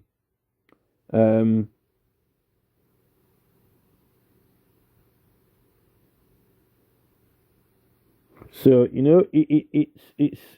it is actually an oath that has been issued by law, just basically like any of the others is made by law. It's actually under a proper charter for it. What are the Cub Scout law codes? Well, it isn't necessarily the legislation of England, but it is meant to be the law abiding. But there's also like telling the truth. Well, I think we'll get them up in a second. Right, so these are the police ones. So this is for like police constable. So this is the modern police constable, right? It's quite a long oath, this actually. It's a lot longer than the MP's oath, for example, or even those members of the House of Lords, which is quite interesting. But it wasn't actually regarded as an oath, it was more of a statement, but I've got that in a second. So this is the police, right? I do solemnly and sincerely declare and affirm that I will well and truly serve the Queen in the office of constable. So there's a lot of honesty and sincerely and being truthful there, but only in respects of serving the monarch in the office of constable, right? With fairness, integrity, diligence, and impartiality. So they're not allowed to have a political opinion, which is why they're not allowed to intervene in petitions or elections, which is why in the Representation of the People Act you've got illegal police canvassing, because they're not being impartial if they're intervening in petitioning what electors are doing. Upholding the fundamental human rights. Well, the fundamental human rights are mainly the Human Rights Act, which aren't necessarily our constitutional rights. But it says, and according equal respect to all people, and that I will do to the best of my powers, not necessarily ability, but power, so to the best of his power. Well, what if he's not really doing, he's not very good abilities, but the police have given him powers. You have abilities in your person, but powers are given to you. Cause the peace to be kept and preserved, and prevent all offences against people and property. Well, that's a great one, isn't it? Prevent all offences except the ones that he's committing himself. Oh no, but he's allowed to, according to law. He's allowed to commit what other people would be offences. This is the thing. What about us when we're doing petitioning and we've got the right to be not prosecuted? All prosecutions are illegal. Well, you get prosecuted by police, so it can't be all offences, because there are some that can't be prosecuted. And that while I continue to hold the said office, I will, to the best of my skill, oh here we go with the skill and knowledge, discharge the duties thereof faithfully according to law, right? So he's got to abide by the law. Well, they're not abiding by the law. Not when it comes to our political rights, anyway. Oh, and to his best knowledge. Well, they don't have the knowledge if they haven't been taught it at the police college. So it is an oath. It's an oath of supremacy into service. So, like the Cub Scout one, but it doesn't say "So help me God," and it doesn't say "by God" either. In fact, there isn't a religious obligation to God in this particular one at all, where there is in the Cub Scout oath. In the Cub Scout oath, it is actually doing a duty to God, which the police officer doesn't have, only to the king, which is quite significant, really. And I don't know if it is. It says that they've got to keep the peace and protect people from having offences against them, right?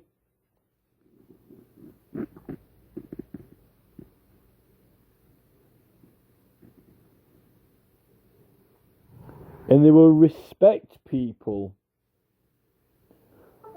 But it does not say that they've got to help people, although sometimes they do, but they don't have to. They don't have to help people if there's no law being broken. So they don't necessarily have to. If your car's not obstructing the road and you broke down, they don't have to give you a lift anywhere, or they don't have to do you a favour. And then here is the original. Well, it's not the original one, but this is a lot earlier. This is a lot earlier police, and it's not an oath. So you might say, well, do the police take an oath? Well, it is now. It's been made into law as an oath, but they used to call it a declaration. It wasn't actually an oath.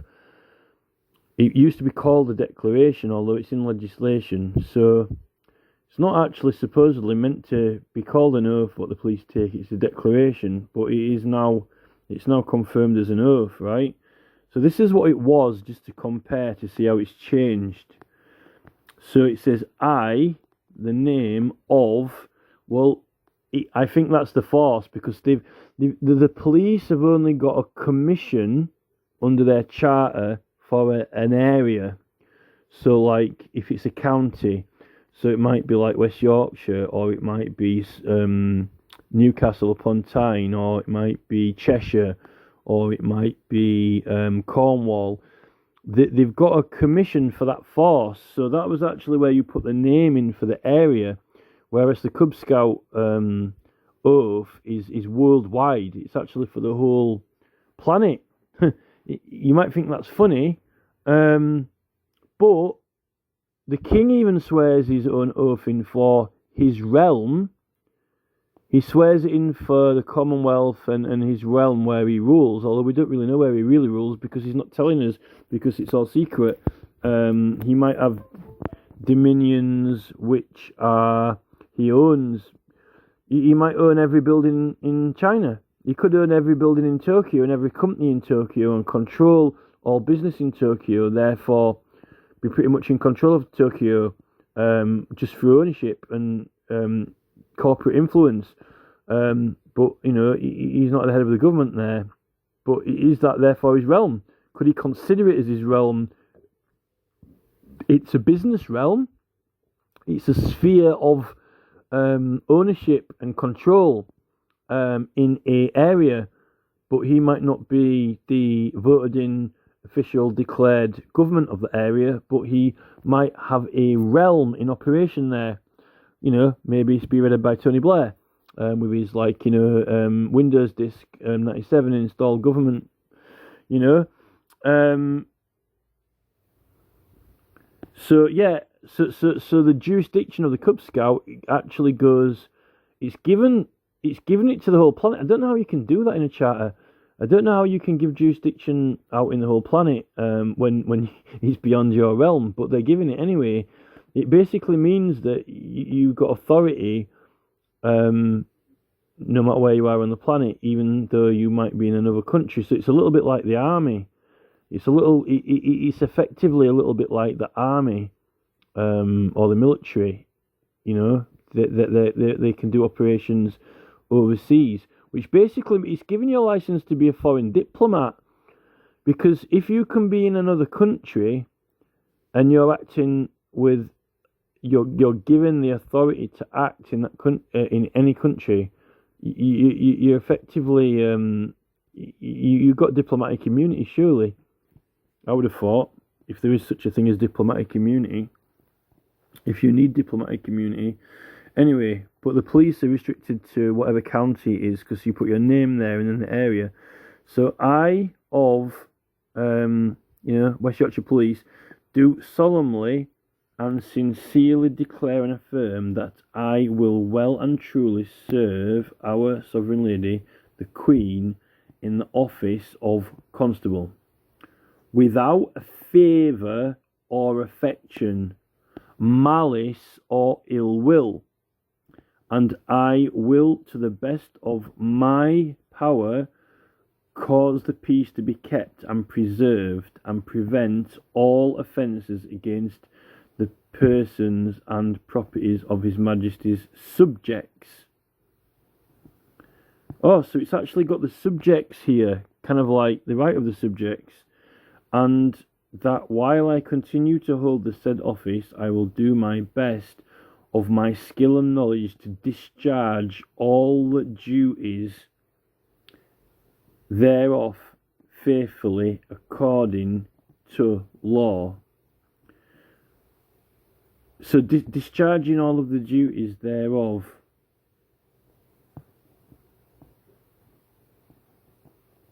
So this is actually really important because it's got this malice word in it.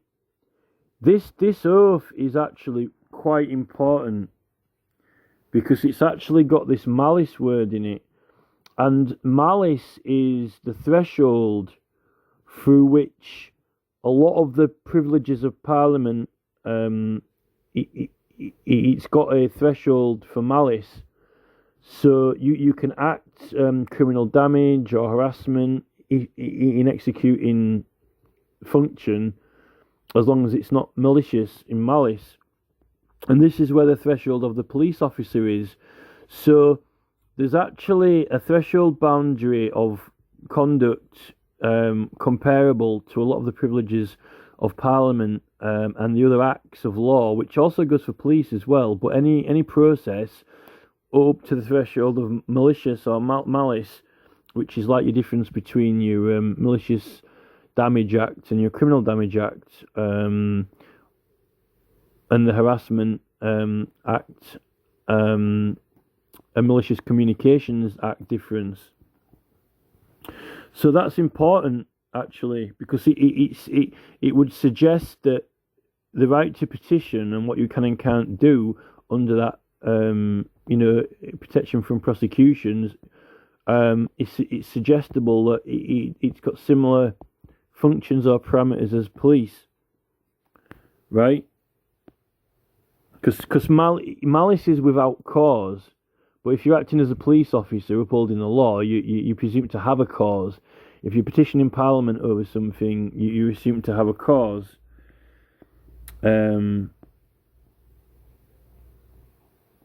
Without you see, it says here without favour or affection. Now, favour is within respect to the person's conscience as well, which they say that in the American oath, without favour in respect to persons. So they're not allowed to help people, because when you help someone, you're doing them a favour, either way, whether they're doing you a favour or you do them a favour. So the police they're not allowed to actually help people out or take or give favours, which means that it's very much that's the main difference from the Cub Scouts, who actually help people, human beings. They help people out, but that the office is all about preventing people from having crimes done against them, and just upholding the law, not necessarily just helping people out in their life or in their pursuits and so forth, kind of more like, or even serving God, religious kind of assistance or help for people or persons. But they both have this malice threshold of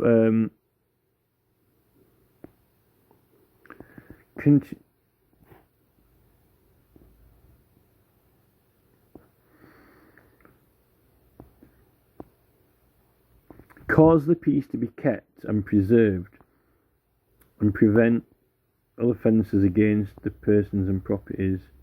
Well, in the right to petition, it's criminal to prosecute. So if you only arrest someone because you intend to prosecute them, right? So it's actually, that's one law that the police officer is the one who's breaking the law. If someone's petitioning, the police officer's the one who's breaking the law himself. He is breaking the law. It's illegal. So this is to do with also the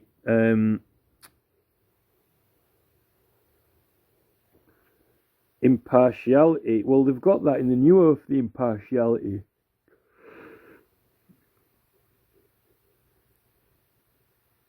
I truly say, without favour or affection, malice or ill will, and that I will, to the best of my power, cause the peace to be kept and preserved, and prevent all offences against persons and properties of Majesty's subjects.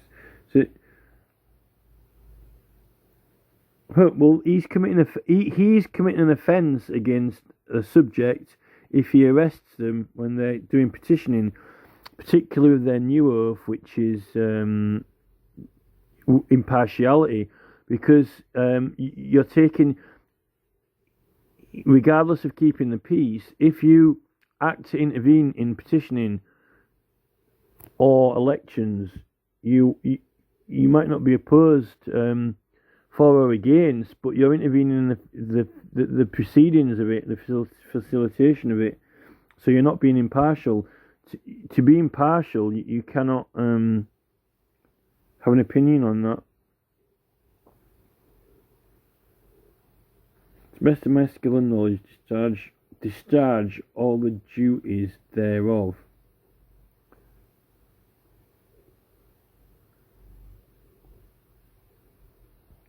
So the thing is, you're actually discharging duties when you're collecting signatures for petitions under that.